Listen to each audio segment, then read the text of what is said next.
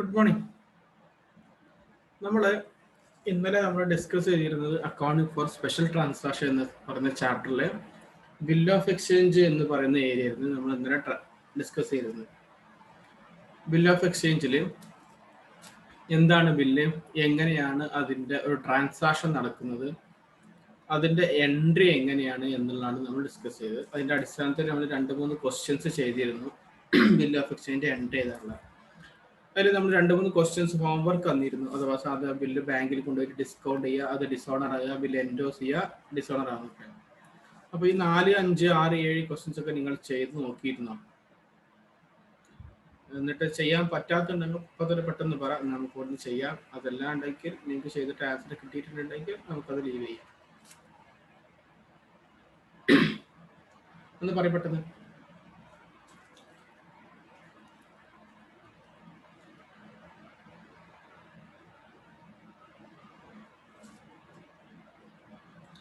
Sir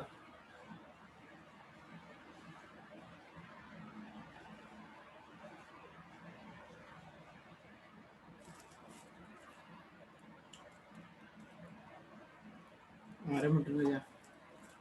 ഞാൻ പറഞ്ഞ കേൾക്കുന്നുണ്ടോ? ഉണ്ടെങ്കിൽ ഒന്ന് റെസ്പോണ്ട് ചെയ്യും.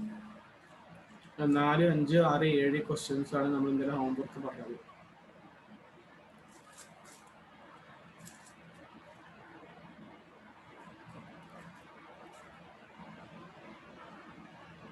നിങ്ങൾ ചെയ്ത് നോക്കിയോ? എന്താണ് റെഡിയാണ്? ഓക്കെ, അങ്ങനെയാണെങ്കിൽ നമുക്ക് എന്ത് ചെയ്യാം, അടുത്ത ടോപ്പിക്ക് പോവാം. പിന്നെ ബിൽ എൻഡോസ്ഡ് ആൻഡ് റിന്യൂവൽ ഇതൊക്കെ നമ്മൾക്ക് പറഞ്ഞതാണ്. ഇനി നമുക്കുള്ളത് 8, 9 ലാസ്റ്റ് ചെയ്യാനുള്ള ക്വസ്റ്റ്യൻസ് ആട്ടാ, 10 ഒക്കെ. ഇനി നമുക്ക് എടുക്കാനുള്ള ടോപ്പിക് ആണ് അക്കോമഡേഷൻ ബില്ല്. അതിന് മുമ്പ് കുറച്ച് തിയറി കാര്യങ്ങൾ നമുക്ക് എടുക്കാണ്ട് ഫസ്റ്റ് നമ്മൾ പറയുന്നത്. അത് കഴിഞ്ഞിട്ട് ഇനി വേണമെങ്കിൽ ക്വസ്റ്റ്യൻ ചെയ്യട്ടാ. ബിൽ ഓഫ് എക്സ്ചേഞ്ചിൽ നമ്മൾ പറഞ്ഞിരുന്നത് 2 പാർട്ടികൾ ഉണ്ടായിരിക്കും, ഒരു ഡ്രോയറും ഒരു ഡ്രോയും ഉണ്ടായിരിക്കും. അഥവാ ഒരു സെല്ലറും ഒരു ബയ്യറും ഉണ്ടായിരിക്കും. അഥവാ ഡെപ്റ്ററും ക്രെഡിറ്ററും, ഇങ്ങനെ 2 പേരുണ്ടായിരിക്കും. ഇതിൽ ഒരാൾ ബില്ല് തയ്യാറാക്കും, അഥവാ ക്രെഡിറ്റർ ആണ് ബില്ല് തയ്യാറാക്കല്. ഡെപ്റ്റർ ക്യാഷ് കൊടുക്കാണ്ട് അയാളത് ആക്സെപ്റ്റ് ചെയ്ത് കൊടുക്കും. അതിലൊരു കാലയളവ് എഴുതും ആ ബില്ലില്. 2 മാസം 3 മാസം ഒരു കാലയളവ് എഴുതും. ആ കാലയളവിനാണ് നമ്മൾ ടേംസ് ഓഫ് ബില്ല് എന്ന് പറയുന്നത്. ആ കാലയളവിന്റെ അവസാനത്തെ ദിവസത്തിനാണ് നമ്മൾ ഡ്യൂ ഡേറ്റ് എന്ന് പറയുന്നത്. ആ ഡ്യൂ ഡേറ്റിനോട് കൂടെ ഒരു 3 ദിവസം കൂടെ ഗ്രേസ് ഡേറ്റ് ആഡ് ചെയ്യും. അപ്പോഴാണ് അത് മെച്യൂരിറ്റി ഡേറ്റ് അല്ലെങ്കിൽ റിയൽ അതിന്റെ ഡ്യൂ ഡേറ്റ് ആവുന്നത്. ഇതായിരുന്നു നമ്മൾ കഴിഞ്ഞ ക്ലാസ്സിൽ പറഞ്ഞു. ഇനി ആ ബിൽ ഓഫ് എക്സ്ചേഞ്ചിൽ നമ്മൾ എഴുതുന്നതിൽ 2 months എന്ന് എഴുതും, അല്ലെങ്കിൽ 60 days എന്ന് എഴുതും.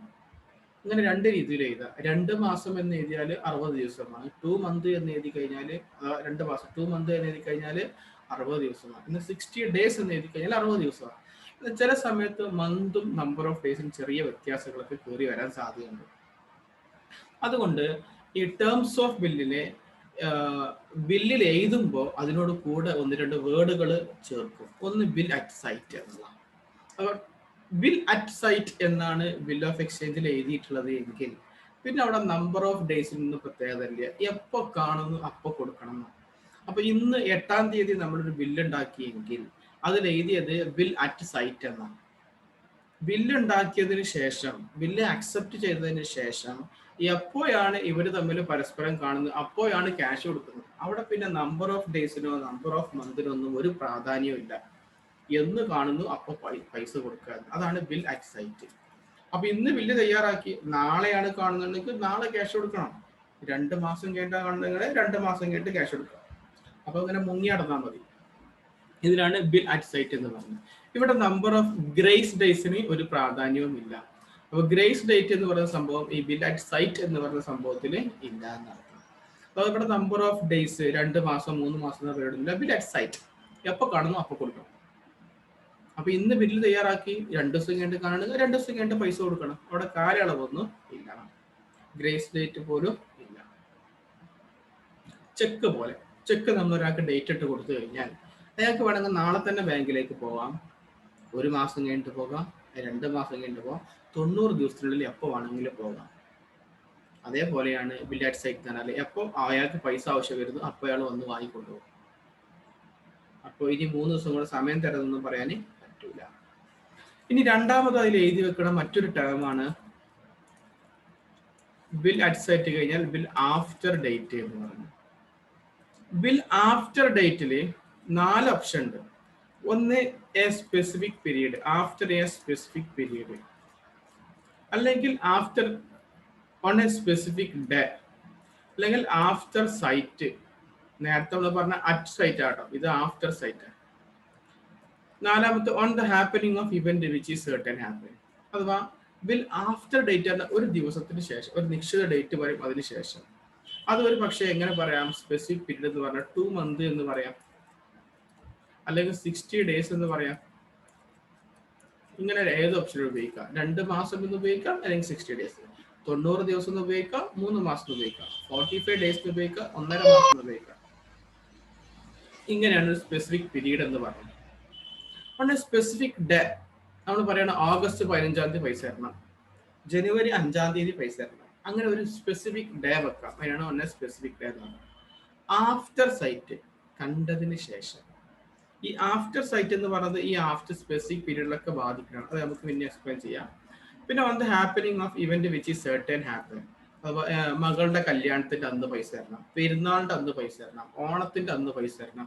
ഇങ്ങനെ ഒരു സംഭവം ഉണ്ടാകുകയാണെങ്കിൽ അന്ന് പൈസ തരണം.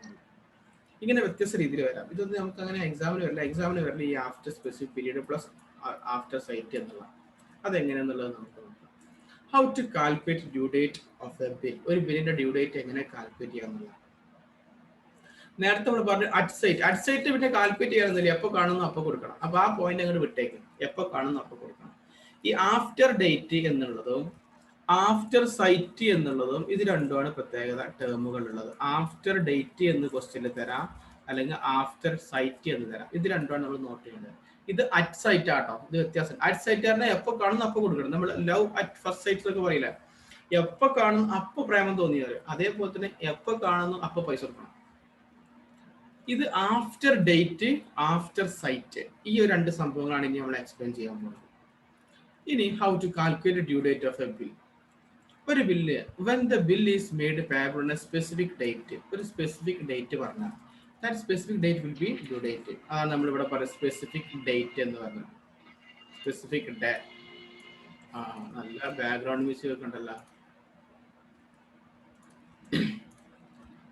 ഒരു സ്പെസിഫിക് ഡേറ്റ് പറഞ്ഞു, ഇത്ര ജനുവരി 26-ാം തീയതി, ഓഗസ്റ്റ് 15-ാം തീയതി, ഇങ്ങനെ ഡേറ്റ് പറഞ്ഞു കഴിഞ്ഞാൽ ആ ഡേറ്റ് തന്നെ കൊടുക്കണം.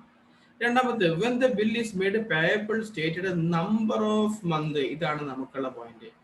Number of month after date. Number of month ആണെങ്കിൽ എങ്ങനെ കാൽക്കുലേറ്റ് ചെയ്യുന്നത്? നമ്പർ ഓഫ് മന്ത് ആണെങ്കിൽ വളരെ സിമ്പിൾ ആണ്. ഇപ്പൊ ഇന്ന് 8-ാം തീയതി, 8-ാം തീയതിയാണ് ബില്ല് നമ്മൾ തയ്യാറാക്കിയത്. 8/10/2020. നമ്മളോട് പറഞ്ഞത് ആഫ്റ്റർ ഡേറ്റ് എന്നാണ് അവിടെ എഴുതിയിട്ടുള്ളത്. ആഫ്റ്റർ ഡേറ്റ് ശ്രദ്ധിക്കണം. After date, after date, after date. After sight വേറെ ഉണ്ട്, ഞാൻ പറഞ്ഞുതരാം. After date. അപ്പോൾ ഇതിന് ആഫ്റ്റർ ഡേറ്റിന് എഴുതിക്കാണ്ട് നമുക്ക് തന്നിട്ടുള്ളത് 2 months എന്നുള്ള, അല്ലെങ്കിൽ 3 months ആയിക്കോട്ടെ, 3 months. അങ്ങനെയാണെങ്കിൽ ഡ്യൂ ഡേറ്റ് വരൽ എന്നായിരിക്കും? ഡ്യൂ ഡേറ്റ് വരൽ എന്നായിരിക്കും? ഇത് 8-ാം തീയതിയാണ് ഒക്ടോബർ. അപ്പൊ 3 മാസം കഴിയുമ്പോൾ, 1 മാസം കഴിയുമ്പോൾ നവംബർ 8-ാം തീയതിയായി, 2 മാസം കഴിയുമ്പോൾ ഡിസംബർ 8-ാം തീയതിയായി, 3 മാസം കഴിയുമ്പോൾ 8 ജനുവരി 2021 ഇതാണ് ഡ്യൂ ഡേറ്റ്. ഈ ഡേറ്റിനോട് കൂടെ 3 ദിവസം അങ്ങോട്ട് ആഡ് ചെയ്യും. 3 ദിവസം ആഡ് ചെയ്യും. ഗ്രേസ് ഡേറ്റ് എന്ന് പറയും. അപ്പൊ 8-ഉം 3-ഉം 11-ാം തീയതി, 11/1/2021 നമ്മുടെ ഡ്യൂ ഡേറ്റ് അഥവാ മെച്യൂരിറ്റി ഡേറ്റ് എന്ന് പറയുന്നത്. അപ്പൊ നമ്പർ ഓഫ് മന്ത് ആകുമ്പോൾ കാൽക്കുലേറ്റ് ചെയ്യാൻ വളരെ എളുപ്പമാണ്. 8-ാം തീയതി ആണെങ്കിൽ 3 മാസം കഴിയുമ്പോൾ അതേ 8-ാം തീയതി എടുക്കുക. 3 മാസങ്ങൾക്ക് ശേഷമുള്ള 8-ാം തീയതി പ്ലസ് 3 ദിവസം ആഡ് ചെയ്യുക. ഇതാണ് ഡ്യൂ ഡേറ്റ്. ഇതാണ് ഇതിൽ പറഞ്ഞിട്ടുള്ള ഈ തിയറി പറഞ്ഞത്. The date will which the terms of bill shall expired will be the due date. ആ ബില്ലിലുള്ള ഡേറ്റ് തീരുന്നതിനാണ് ഡ്യൂ ഡേറ്റ് എന്ന് പറഞ്ഞത്. The term shall expire on the day of the month which corresponding with the day which the bill is dated. If the month in which the period terminate has no corresponding day, the period shall be deemed expired on the last day of such a month. അതും കൂടെ explain ചെയ്തിട്ട് അടുത്തേക്ക് പോവാം. അപ്പൊ 8-ാം തീയതി ആണ് എങ്കിൽ 3 മാസം എന്ന് പറഞ്ഞാൽ 3 മാസം കഴിഞ്ഞിട്ട് എന്നാണോ ആ ഡേറ്റിന് അതെടുക്കുക പ്ലസ് 3 ദിവസം ആഡ് ചെയ്യാം. ഇത് ചില സമയത്ത് ഇപ്പൊ ബില്ല് തയ്യാറാക്കിയിട്ടുള്ളത് 8-ാം തീയതി അല്ല, ഒരു 30-ാം തീയതിയാണ്. 30/10/2020 ബില്ല് തയ്യാറാക്കിയത്. 4 മന്ത് എന്നായിരിക്കും അതിന്റെ ഡ്യൂ ഡേറ്റ് വരല് ഒന്ന് പറഞ്ഞേ.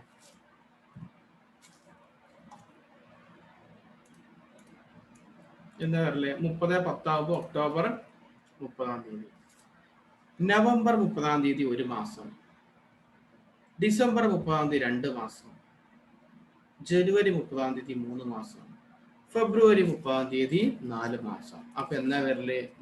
30 ഫെബ്രുവരി 2 2021. ഓക്കെ. ഇനി അതിനോട് കൂടെ എന്തും കൂടെ ആഡ് ചെയ്യണം.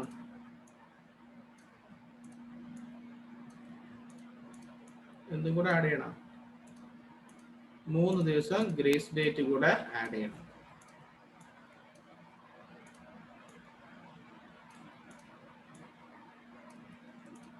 ഇതിനോട് കൂടെ 3 ദിവസം കൂടെ ആഡ് ചെയ്യണം.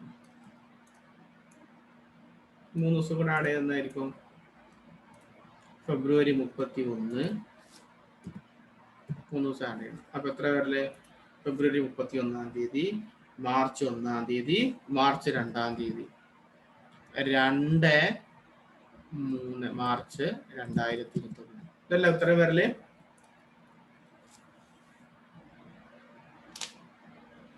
അല്ലേ?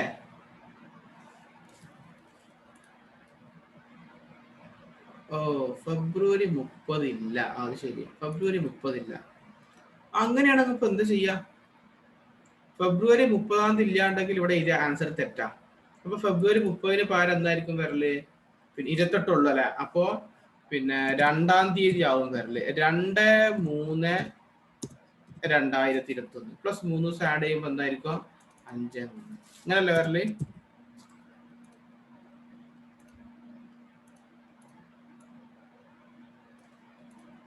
അഞ്ചാം തീയതി അല്ലേ?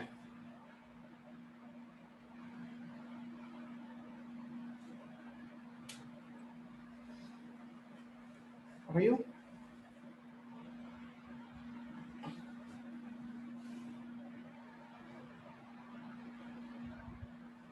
Yes or no?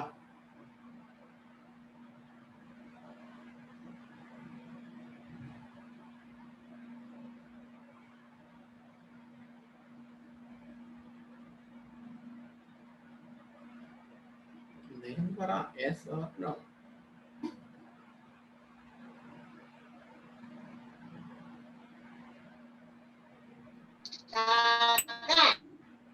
കാക്കേ? കുയിലാണ്, കാക്കല്ല.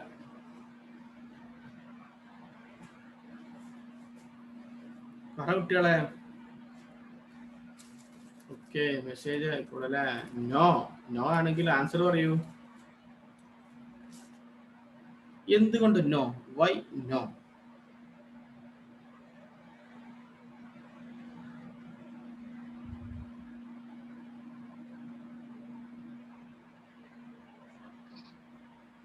ഫെബ്രുവരി 3 അല്ലേ എന്നാ?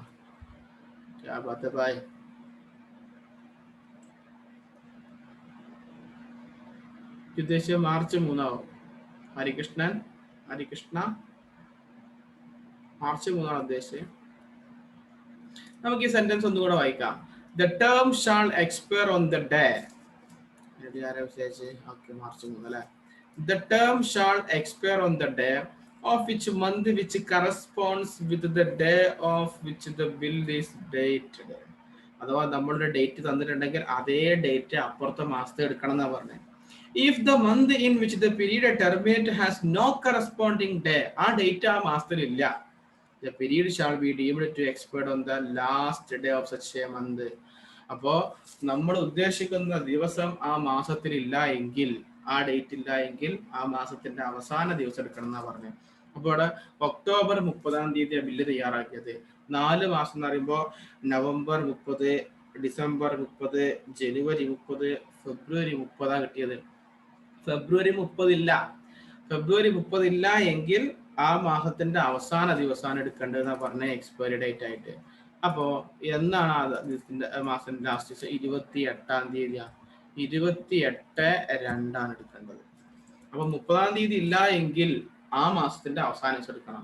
31-ാം തീയതി ഇല്ല എങ്കിൽ 30-ാം തീയതിയാണ് ലാസ്റ്റ് അത് എടുക്കണം. ഇവിടെ ഫെബ്രുവരി 28 ദിവസമേ ഉള്ളൂ.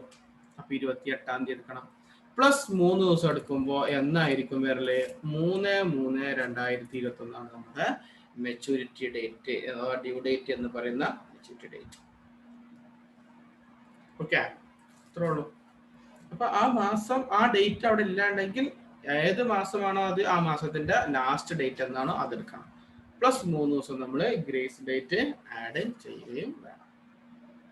ഇതാണ് സംഭവം. ഓക്കെ, ഇനി നമ്മളോട് പറഞ്ഞ അടുത്ത okay, when the bill is made payable stated number of days after date. ഇവിടെ ആഫ്റ്റർ ഡേറ്റ് ആവുന്നത് കേട്ടോ. ഇതിന്റെ ഒക്കെ താഴെ ആഫ്റ്റർ ഡേറ്റ് എന്നാണ്. അങ്ങനെയാണെങ്കിൽ നമ്പർ ഓഫ് ഡേയ്സ് ആണ്. ഇവിടെ നമുക്ക് 3 months എന്ന് പറഞ്ഞു, അതിന് പകരം നമ്മളോട് പറഞ്ഞത് 90 days എന്നാ. അങ്ങനെയാണെങ്കിൽ എന്തായിരിക്കും വരിക നോക്കാം. ഇവിടെ നമുക്ക് ബില്ല് തയ്യാറാക്കിയുള്ള 8/10/2020. എന്നിട്ട് നമ്മളോട് പറഞ്ഞത് 90 days എന്നാ പറഞ്ഞത്.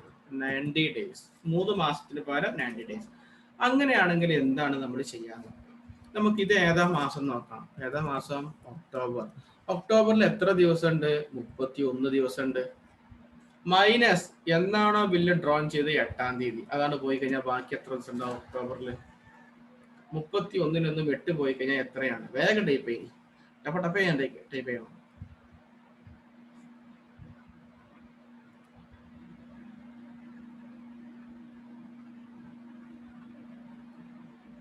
31-ൽ 8 പോയി കഴിഞ്ഞാൽ എത്ര ദിവസം ഉണ്ടാവും? ഓക്കെ, ആരൊക്കെ ടൈപ്പ് ചെയ്തിട്ടുണ്ട്? Very good, super. 23 ദിവസം. അപ്പൊ നമുക്ക് 23 ദിവസം. ഒക്ടോബറിൽ 23 ദിവസം. പിന്നെ അടുത്ത മാസം ഏതാണ്? നവംബർ ആണ്. നവംബറിൽ എത്ര ദിവസം ഉണ്ട്? 30 ദിവസം ഉള്ളത്. അപ്പൊ 30 ദിവസം. ഇപ്പൊ രണ്ടും കൂടെ കൂട്ടിയാൽ തന്നെ എത്ര ദിവസമായി? 53 ദിവസം. 90 ദിവസമാണ്. ഇനി അടുത്ത നവംബർ കഴിഞ്ഞാൽ ഡിസംബറിലാണ്. ഡിസംബറിൽ 31 ദിവസം. ഇപ്പൊ എത്ര ദിവസമായി? 23 + 30 + 31. 23, 30, 53. 53-ഉം 31. 53, 30, 83. 83-ഉം 84 ദിവസമായി. 90 ദിവസത്തിന് ഇനി എത്ര ദിവസം കൂടെ വേണം? 6 ദിവസം. അപ്പോ ജനുവരിയിലാണ് നമുക്ക് കിട്ടിയത്. ജനുവരി 6-ാം തീയതിയാണ് നമുക്ക് കിട്ടിയത്. അപ്പൊ 90 ദിവസം കറക്റ്റായി. അപ്പൊ നമ്മുടെ ആൻസർ കിട്ടിയത് ജനുവരി 6. ഇതിനോട് കൂടെ നമ്മൾ എന്ത് ചെയ്യും? പ്ലസ് 3 days ആഡ് ചെയ്യും. അപ്പൊ എത്രയായി? 6, 3, 9. അപ്പൊ 9/1/2021 നമുക്ക് കിട്ടിയ ആൻസർ.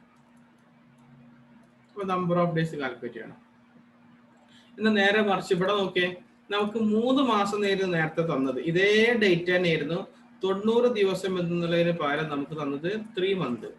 അപ്പൊ നമുക്ക് ആൻസർ കിട്ടിയെന്ന് നോക്കി, 11-ാം തീയതി. 11-ാം തീയതിയാണ് കിട്ടിയത്. 11-ാം തീയതി ആൻസർ കിട്ടി.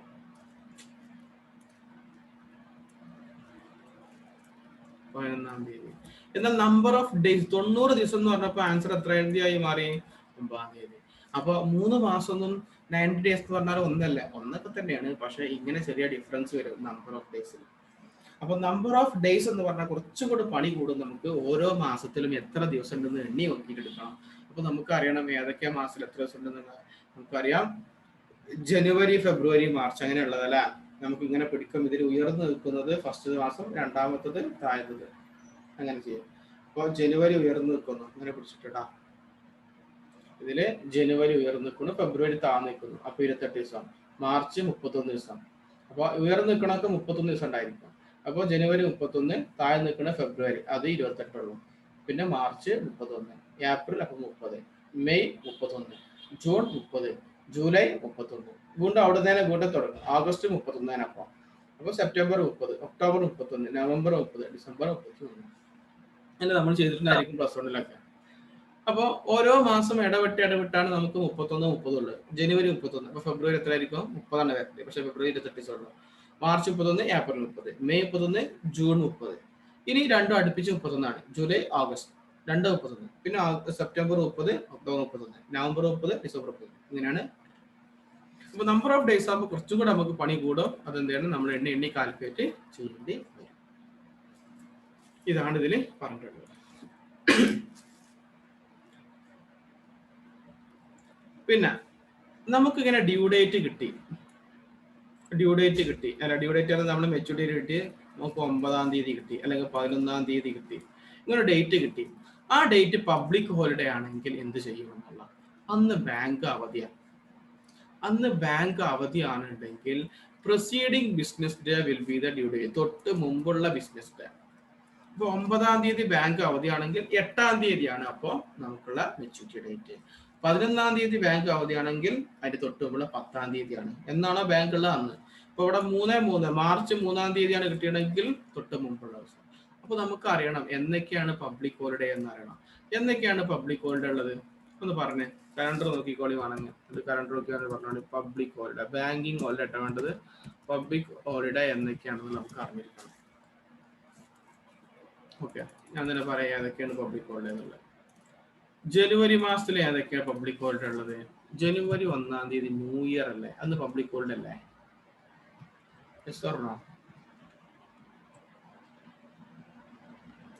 ജനുവരി മാസം ഏതൊക്കെയുണ്ട് ഹോളിഡേകൾ പബ്ലിക് ഹോളിഡേ എന്ന് പറഞ്ഞേ. എനിക്ക് അറിയാൻ നോക്കട്ടെ. മൈക്കെടുത്ത് പറഞ്ഞോളി, അല്ലാണ്ട് ഇങ്ങനെ ടെക്സ്റ്റ് ചെയ്തോളി. എല്ലാവരും ടെക്സ്റ്റ് ചെയ്തോളി, ഇങ്ങനെ ചാറ്റ് ബോക്സിൽ ഇങ്ങനെ ഇട്ടോളി ഓരോ ഡേറ്റുകൾ ഹോളിഡേ. ആദ്യം ജനുവരി, പിന്നെ ഫെബ്രുവരി, പിന്നെ മാർച്ച്. 26 ഇട്ടാ പോരാ, ഏത് 26 എന്നുള്ളതാണ്. ജനുവരി 26 ആണെങ്കിൽ ജനുവരി 26, ഫെബ്രുവരി 26 ഫെബ്രുവരി 26, അങ്ങനെ ഓരോ ഡേറ്റ് പറയും ഏതൊക്കെയാണ്. ജനുവരിത്തെ ഏതൊക്കെയാണ്? ജനുവരി 1 ന്യൂ ഇയർ ആണ്, അന്ന് ഹോളിഡേ അല്ലേ. ജനുവരി 26 ഇപ്പൊ ഇത്. ഓഗസ്റ്റ്, ജനുവരി കഴിഞ്ഞാൽ നേരെ ഓഗസ്റ്റ് ആണുള്ളത് നാട്ടിലൊക്കെ.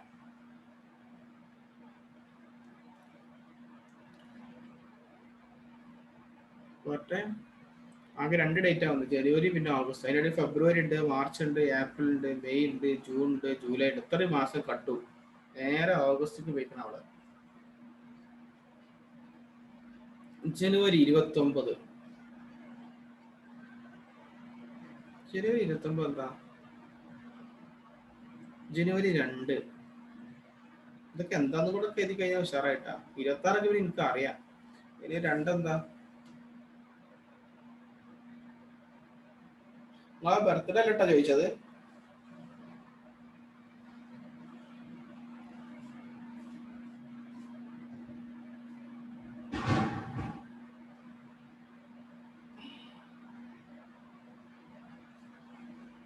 പെട്ടെന്ന് പറയും. ജനുവരി 2 മന്നൻ ജയന്തി. ഓക്കെ, മന്നൻ ജയന്തിക്ക് ബാങ്ക്.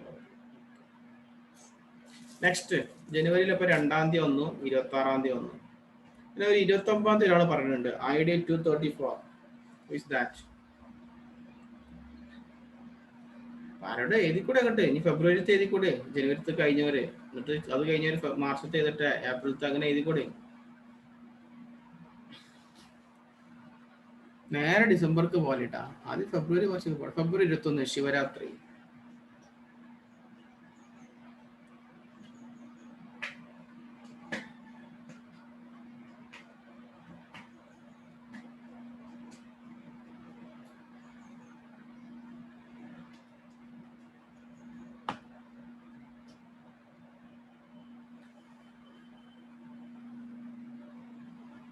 നെക്സ്റ്റ്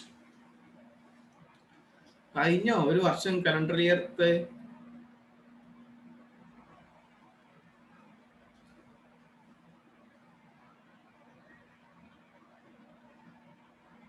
ഓഗസ്റ്റ് 15 ഇപ്പോഴാണ് സ്വാതന്ത്ര്യം കിട്ടിയത്. October 2 Gandhi Jayanti. Happy birthday Gandhi.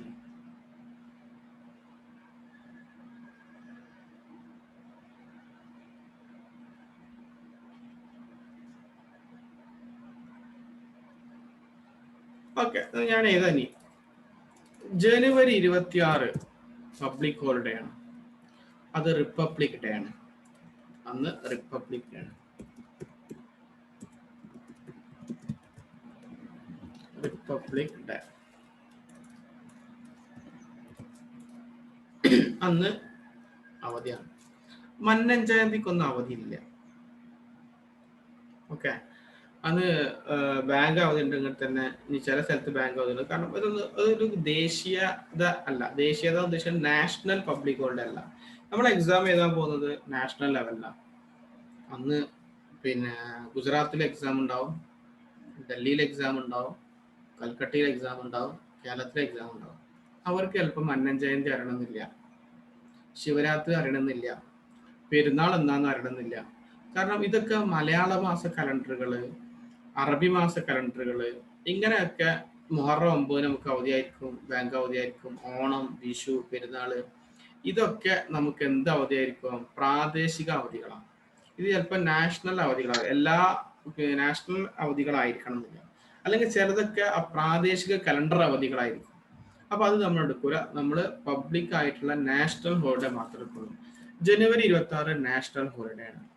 പിന്നെ ഫെബ്രുവരി 14 അന്ന് നാഷണൽ ഹോളിഡേ അല്ല. മാർച്ച് മാസം നാഷണൽ ഹോളിഡേ ആണ്. മാർച്ച് 31 ഫിനാൻഷ്യൽ ഇയർ എൻഡ് ആണ്. അതുകൊണ്ട് അന്ന് ബാങ്ക് അവധിയായിരിക്കും. ഫിനാൻഷ്യൽ ഇയർ എൻഡ്, അന്ന് ബാങ്ക് പോകണ്ടട്ടോ. ഫിനാൻഷ്യൽ ഇയർ എൻഡ് ആണ്. അതേപോലെ ഏപ്രിൽ 1 ഫിനാൻഷ്യൽ ഇയർ സ്റ്റാർട്ടിംഗ് ആണ്. അതുകൊണ്ട് അന്നും ബാങ്ക് അവധിയായിരിക്കും. അപ്പൊ ഏപ്രിൽ ഫുൾ ആയതുകൊണ്ടല്ല, ഏപ്രിൽ 1 ബാങ്ക് അവധിയായിരിക്കും. എന്താ ഈ ഏപ്രിൽ 2 എന്താ? ID 234 നേരത്തെ അവ എന്തോ എഴുതി കണ്ട് പോയിന്ന്. എന്താണെന്ന് എഴുതാതെ 29 ജനുവരി 29 നീ എഴുതടാ, എന്താന്നുള്ള എഴുതടാ, അല്ലെങ്കിൽ വിട്ട് കളയണം. ഏപ്രിൽ 1. പിന്നെ വരുന്ന നാഷണൽ ഹോളിഡേ ഏപ്രിൽ ഇങ്ങനെ പോയി മെയ് 1 നാഷണൽ ഹോളിഡേ ആണ്. മെയ് 1 ലേബർ ഡേ ആണ്, ഇന്റർനാഷണൽ ലേബർ ഡേ ആണ്. അന്ന് ബാങ്ക് അവധിയായിരിക്കും. പിന്നെ ജൂണിലൊന്നും അവധിയില്ല. ജൂലൈ 4 അമേരിക്ക സ്വാതന്ത്ര്യ ദിവസം, ഇവിടെ അവധിയില്ല. പിന്നെ ഉള്ളത് നമുക്ക് ഓഗസ്റ്റിലാണ്. ഓഗസ്റ്റ് 15 ഇൻഡിപെൻഡൻസ് ഡേ ആണ്.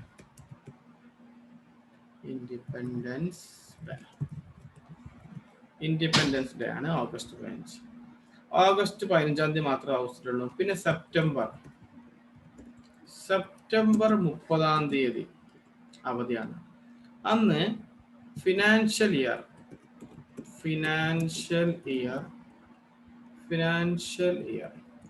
Half year എൻഡാണ്.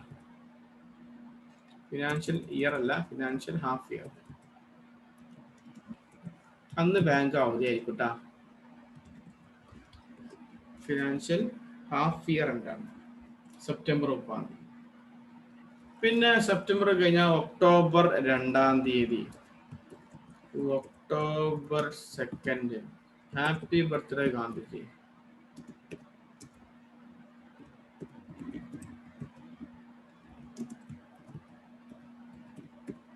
ഗാന്ധിജിക്ക് ബർത്ത്ഡേ, എല്ലാവരും ഹാപ്പി ബർത്ത്ഡേ പറയാം. Happy birthday Gandhiji. October 2. October അങ്ങനെ പോയി. നവംബർ ശിശുദിനം, അതിനൊന്നും അവധിയില്ല. പിന്നുള്ള അവധി നമുക്ക് ഡിസംബർ 25 ഡിസംബർ 25 എന്തായിരുന്നു? ക്രിസ്മസ് ആയിരുന്നു. അപ്പൊ അന്നും അവധിയാണ്. ഇവിടെ 2, 4, 6, 8 ദിവസമാണ് ഞാൻ പറഞ്ഞത്. ഈ 8 ദിവസം നമുക്ക് എക്സാമിന് അപ്ലിക്കബിൾ ആയിട്ടുള്ള അവധികളാണ്. ഒന്ന് റിപ്പബ്ലിക് ഡേ.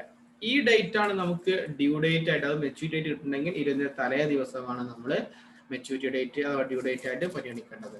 അതേപോലെ മാർച്ച് 31, ഏപ്രിൽ 1 ആണെങ്കിലും തലേ ദിവസം എടുക്കണം. ഇതൊക്കെ ബാങ്ക് അവധിയുള്ള ദിവസങ്ങളാണ്.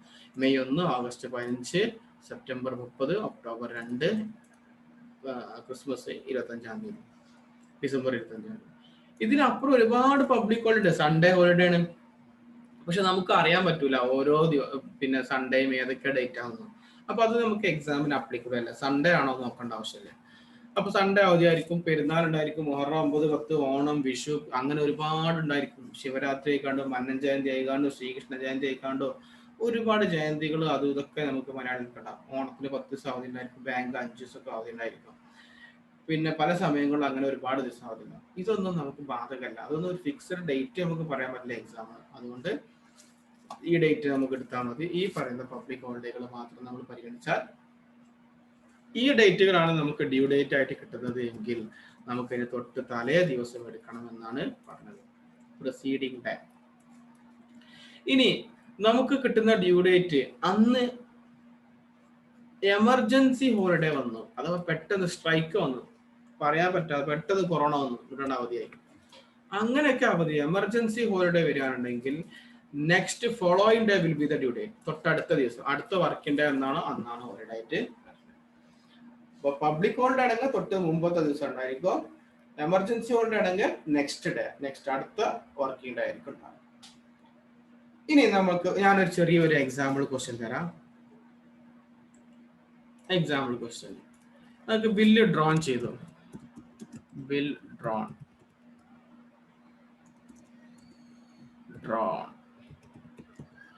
ബിൽ ഡ്രോൺ ചെയ്ത് 8/10/2020 ബിൽ അക്സെപ്റ്റ് ചെയ്തു. 10-ാം തീയതി ആക്സെപ്റ്റ് ചെയ്തു. 10/10/2020 നമ്മൾ ബില്ല് തയ്യാറാക്കിയാണ്ട് നമ്മള് ബയ്യർക്ക് അയച്ചു കൊടുത്തു. ബയ്യർ ആക്സെപ്റ്റ് ചെയ്ത് 10-ാം തീയതി. 2 months എന്നാണ് പറഞ്ഞത്. പീരീഡ്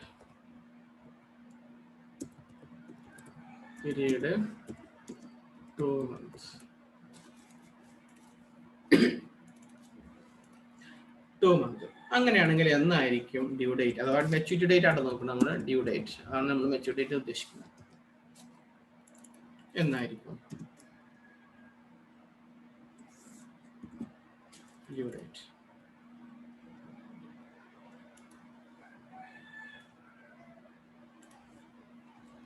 ഇതിലാണ് നമുക്ക് 2 പോയിന്റ് ഉള്ളത്. നേരത്തെ നമ്മൾ പറഞ്ഞ ആഫ്റ്റർ ഡേറ്റ്, ആഫ്റ്റർ സൈറ്റ്. ഇത് ആഫ്റ്റർ ഡേറ്റ് ആണ് കൊടുക്കുക. ആഫ്റ്റർ ഡേറ്റ് അങ്ങനെയാണെങ്കിൽ എന്തായിരിക്കും? ഇനി ആഫ്റ്റർ ഡേറ്റിന് പകരം ആഫ്റ്റർ സൈറ്റ് ആണ്. അങ്ങനെയാണെങ്കിൽ എന്തായിരിക്കും വ്യത്യാസം നോക്കാം. ഓക്കെ, അപ്പോ 2 മാസം എന്നാ പറഞ്ഞത്. 2 months പറയുമ്പോൾ വളരെ എളുപ്പമാണ് കാൽക്കുലേറ്റ് ചെയ്യാൻ. എങ്ങനെ കാൽക്കുലേറ്റ് ചെയ്യല്? നമുക്ക് ആദ്യം ബില്ല് ഡ്രോൺ ചെയ്ത ഡേറ്റ് എന്നെടുക്കണ, ബില്ല് ഡ്രോൺ ചെയ്ത ഡേറ്റ്. അപ്പോൾ 8-ാം തീയതി 8/10/2020 എടുക്കും. 2 മാസം എന്ന് പറയുമ്പോൾ 8/10 ആകുമ്പോൾ ഇത് ഒക്ടോബർ 10 ആണ്, ഒക്ടോബർ 8 ആണ്, നവംബർ 8, 2 months അല്ലേ, നവംബർ 8, ഡിസംബർ 8. അപ്പോൾ നമുക്ക് കിട്ടിയ ഡേറ്റ് എന്നാണ് 8/12/2020 ആണ്. പ്ലസ് അതിനോട് കൂടെ എന്തും കൂടെ ആഡ് ചെയ്യും, നമ്മൾ ആഡ് ചെയ്യും 3 days, ഗ്രേസ് ഡേയ്സ് ആഡ് ചെയ്യും. എത്ര ദിവസം? 3 days. അപ്പോൾ നമുക്ക് എന്താ കിട്ടല്? 3 ദിവസം ആഡ് ചെയ്യുമ്പോൾ 11/12/2020 ഇതാണ് നമുക്ക് ആൻസർ കിട്ടിയത്. Due date 11/2020. ഓക്കെ, ഇനി ഇതേ ക്വസ്റ്റ്യനില് ഈ ആഫ്റ്റർ ഡേറ്റ് എന്നുള്ളതിന് പകരം ആഫ്റ്റർ സൈറ്റ് ആണെങ്കിൽ നമ്മൾ എടുക്കേണ്ടത് 10-ാം തീയതിയാണ്. 10/10/2020 അഥവാ ബില്ല് അക്സെപ്റ്റ് ചെയ്ത ഡേറ്റ് ആണ് എടുക്കേണ്ടത്. ബിൽ അക്സെപ്റ്റ് ചെയ്ത ഡേറ്റ് എടുക്കണം. ബിൽ അക്സെപ്റ്റ് ചെയ്ത ഡേറ്റ് എടുക്കണം. എന്നാൽ ബിൽ ആഫ്റ്റർ ഡേറ്റ് എന്നാണെന്നുണ്ടെങ്കിൽ ഏതെടുക്കണം? ഡ്രോൺ ചെയ്ത ഡേറ്റ് മുതൽ എടുക്കണം. തമ്മിലുള്ള വ്യത്യാസം മനസ്സിലായോ? ബിൽ ആഫ്റ്റർ ഡേറ്റ് എന്നാണെന്നുണ്ടെങ്കിൽ ബിൽ ഡ്രോൺ ചെയ്ത അന്ന് മുതലും, ആഫ്റ്റർ സൈറ്റ് എന്നാണെങ്കിൽ ബിൽ ആക്സെപ്റ്റ് ചെയ്ത അന്ന്. ഇനി 2 മാസം എടുക്കണം. ഇത് ഈ പറഞ്ഞ പോലെ തന്നെ 2 മാസം എടുക്കാം. അപ്പൊ എന്നായിരിക്കും വരല്? 10/12/2020 ആയിരിക്കും. പിന്നെ ഗ്രേസ് ഡേറ്റ് ഇതേപോലെ നമ്മൾ ആഡ് ചെയ്തു 3 ദിവസം. അപ്പൊ നമുക്ക് കിട്ടല് 13/12/2020. തമ്മിലുള്ള വ്യത്യാസം ഇത്രേ ഉള്ളൂ. ബിൽ ആഫ്റ്റർ ഡേറ്റ് എന്നാണ് ക്വസ്റ്റ്യൻ തരുന്നുണ്ടെങ്കിൽ ഡ്രോൺ ചെയ്ത ഡേറ്റ് മുതലാണ് നമ്മൾ കാൽക്കുലേറ്റ് ചെയ്ത് തുടങ്ങേണ്ടത്. എന്നാൽ ബിൽ ആഫ്റ്റർ സൈറ്റ് എന്നാണെങ്കിൽ ബിൽ അക്സെപ്റ്റ് ചെയ്ത ഡേറ്റ് മുതലാണ് നമ്മൾ കാൽക്കുലേറ്റ് ചെയ്ത് തുടങ്ങേണ്ടത്. ഇതാണ് അതിലുള്ള വ്യത്യാസം. ഈ ആഫ്റ്റർ ഡേറ്റും ആഫ്റ്റർ സൈറ്റും തമ്മിലുള്ള വ്യത്യാസം. അതാണ് നിങ്ങൾക്ക് ഇവിടെ തന്നിട്ടുള്ളത്. ഇതിന്റെ ചാർട്ടിന് താഴെ ഉണ്ടായിരിക്കും. Note the terms of a bill after sight commences from the due date of accepting of the bill, date of acceptance of the bill after site ആണെങ്കിൽ. Whereas the term the bill after date ആണെങ്കിൽ drawing the bill comes with the date of drawing of bill. Commences from the date of drawing of bill. അപ്പൊ after date എന്നാണ് question ഉണ്ടെങ്കിൽ drawing ചെയ്ത് bill drone ചെയ്ത date ആണ് എടുക്കേണ്ടത്. After site എന്നാണെന്നുണ്ടെങ്കിൽ bill accept ചെയ്ത date മുതലാണ് എടുക്കേണ്ടത്. ഓക്കെ, നിങ്ങൾക്ക് പിന്നെ ഈ PDF കിട്ടിയിട്ടില്ല അല്ലേ? PDF ഞാൻ അയച്ചുതരാം. നിങ്ങളുടെ ഗ്രൂപ്പ് ഏതാ?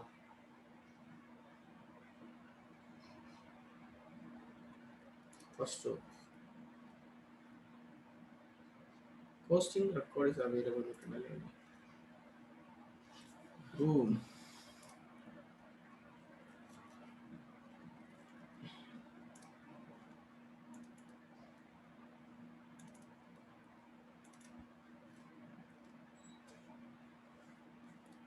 Okay, ഞാൻ നിങ്ങളുടെ ഗ്രൂപ്പിൽ അയച്ചിട്ടുണ്ട്. അത് അവിടെ എത്തിയിട്ടില്ല, കൊടുത്തു. വെയിറ്റ് ചെയ്ത് നോക്കാം.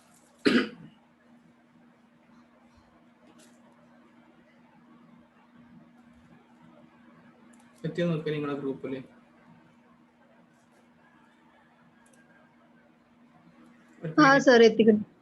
അപ്പൊ അതിലുണ്ടായിരിക്കും ഈ സംഭവങ്ങളൊക്കെ, തിയറി ഒക്കെ കേട്ടാ. അപ്പോ bill after sight after date എന്നുള്ള ഒരു സെന്റൻസ്, ഒരു ചെറിയൊരു വേർഡ്, 3 വേർഡാണ് ബിൽ ആഫ്റ്റർ സൈറ്റ്. അതാണ് തന്നു കഴിഞ്ഞാൽ നമുക്ക് നമ്മുടെ കാൽക്കുലേഷൻ മാറിപ്പോകും. അപ്പൊ അത് നമ്മൾ ശ്രദ്ധിക്കണം എന്ന് ആണ് ഉണർത്തുന്നത്. പിന്നെ ഇതിലുള്ള കുറെ ക്വസ്റ്റ്യൻസ് ഒക്കെ ഉണ്ട്. നമുക്ക് കുറെ ക്വസ്റ്റ്യൻസ് പറഞ്ഞാൽ നമുക്ക് ഡ്യൂ ഡേറ്റ് കാൽക്കുലേറ്റ് ചെയ്യാനുള്ള ക്വസ്റ്റ്യനാണ്. അതൊക്കെ നമ്മൾ ഇവിടുത്തെ ചെയ്യണില്ല, കാരണം അതൊക്കെ ഫൗണ്ടേഷൻ നിങ്ങൾ കുറെ ചെയ്തിട്ടുണ്ടായിരിക്കും. അതൊന്നും ചെയ്യേണ്ട ആവശ്യമില്ല. എങ്ങനെ കാൽക്കുലേറ്റ് ചെയ്യാന്നുള്ളത് ഒത്തിരി ചെയ്ത സംഭവങ്ങളായിരിക്കും. അപ്പൊ അതൊന്നും ഇവിടെ ചെയ്ത വലിയ പ്രത്യേകത ഒന്നുമില്ല. നമുക്ക് എങ്ങനെ കാൽക്കുലേറ്റ് ചെയ്യാന്ന് പറഞ്ഞു. ഇനി നമുക്ക് ക്വസ്റ്റ്യൻസിലേക്ക് പോവാം. അപ്പൊ തിയറി ഭാഗങ്ങളൊക്കെ കഴിഞ്ഞു. ഇനി നമുക്ക് ക്വസ്റ്റ്യൻസിലേക്ക് പോവാം.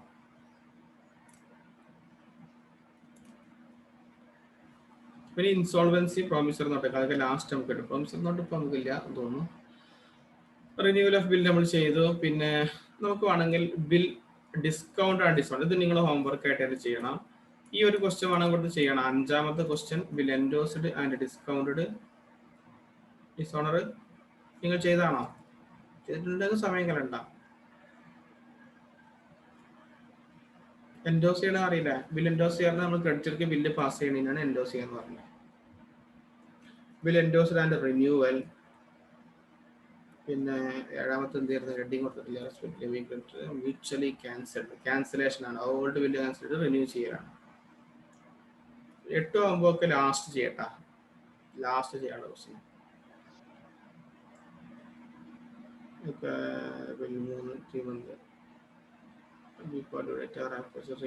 റിന്യൂവൽ ആണല്ലോ. ഒക്കെ റിന്യൂവലിന്റെ ക്വസ്റ്റ്യൻസ് ആട്ടോ. റിന്യൂവൽ ആണ്. ഓക്കെ, ഇനി എന്നാലും നമുക്ക് എന്ത് ചെയ്യാം? 13ാമത്തെ ക്വസ്റ്റ്യൻ ഒരു അക്കോമഡേഷൻ ബില്ലുണ്ട്.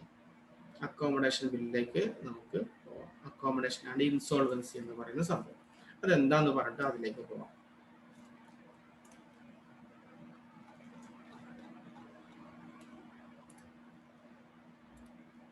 Accommodation bill. അപ്പോൾ ബാക്കിയുള്ള ക്വസ്റ്റ്യൻസ് ഒക്കെ നിങ്ങൾ ചെയ്തു നോക്കണം. എന്തെങ്കിലും സംശയം ഉണ്ടെങ്കിൽ പറഞ്ഞാൽ മതി.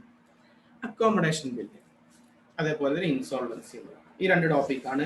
ഫൗണ്ടേഷൻ ഇല്ലാത്ത ഒരു ടോപ്പിക്, അതേപോലെ തന്നെ +1 ഇല്ലാത്ത ഒരു ടോപ്പിക്. അപ്പൊ അതുകൊണ്ട് തന്നെ ഇത് ഇമ്പോർട്ടന്റ് ആണ്. ഈ ഏരിയ ആയിരിക്കും ടെസ്റ്റ് ചെയ്യാൻ സാധ്യത എന്നുള്ളത്. എന്നാലും ബേസിക് കാര്യങ്ങൾ ഇമ്പോർട്ടന്റ് തന്നെയാണ് കേട്ടോ.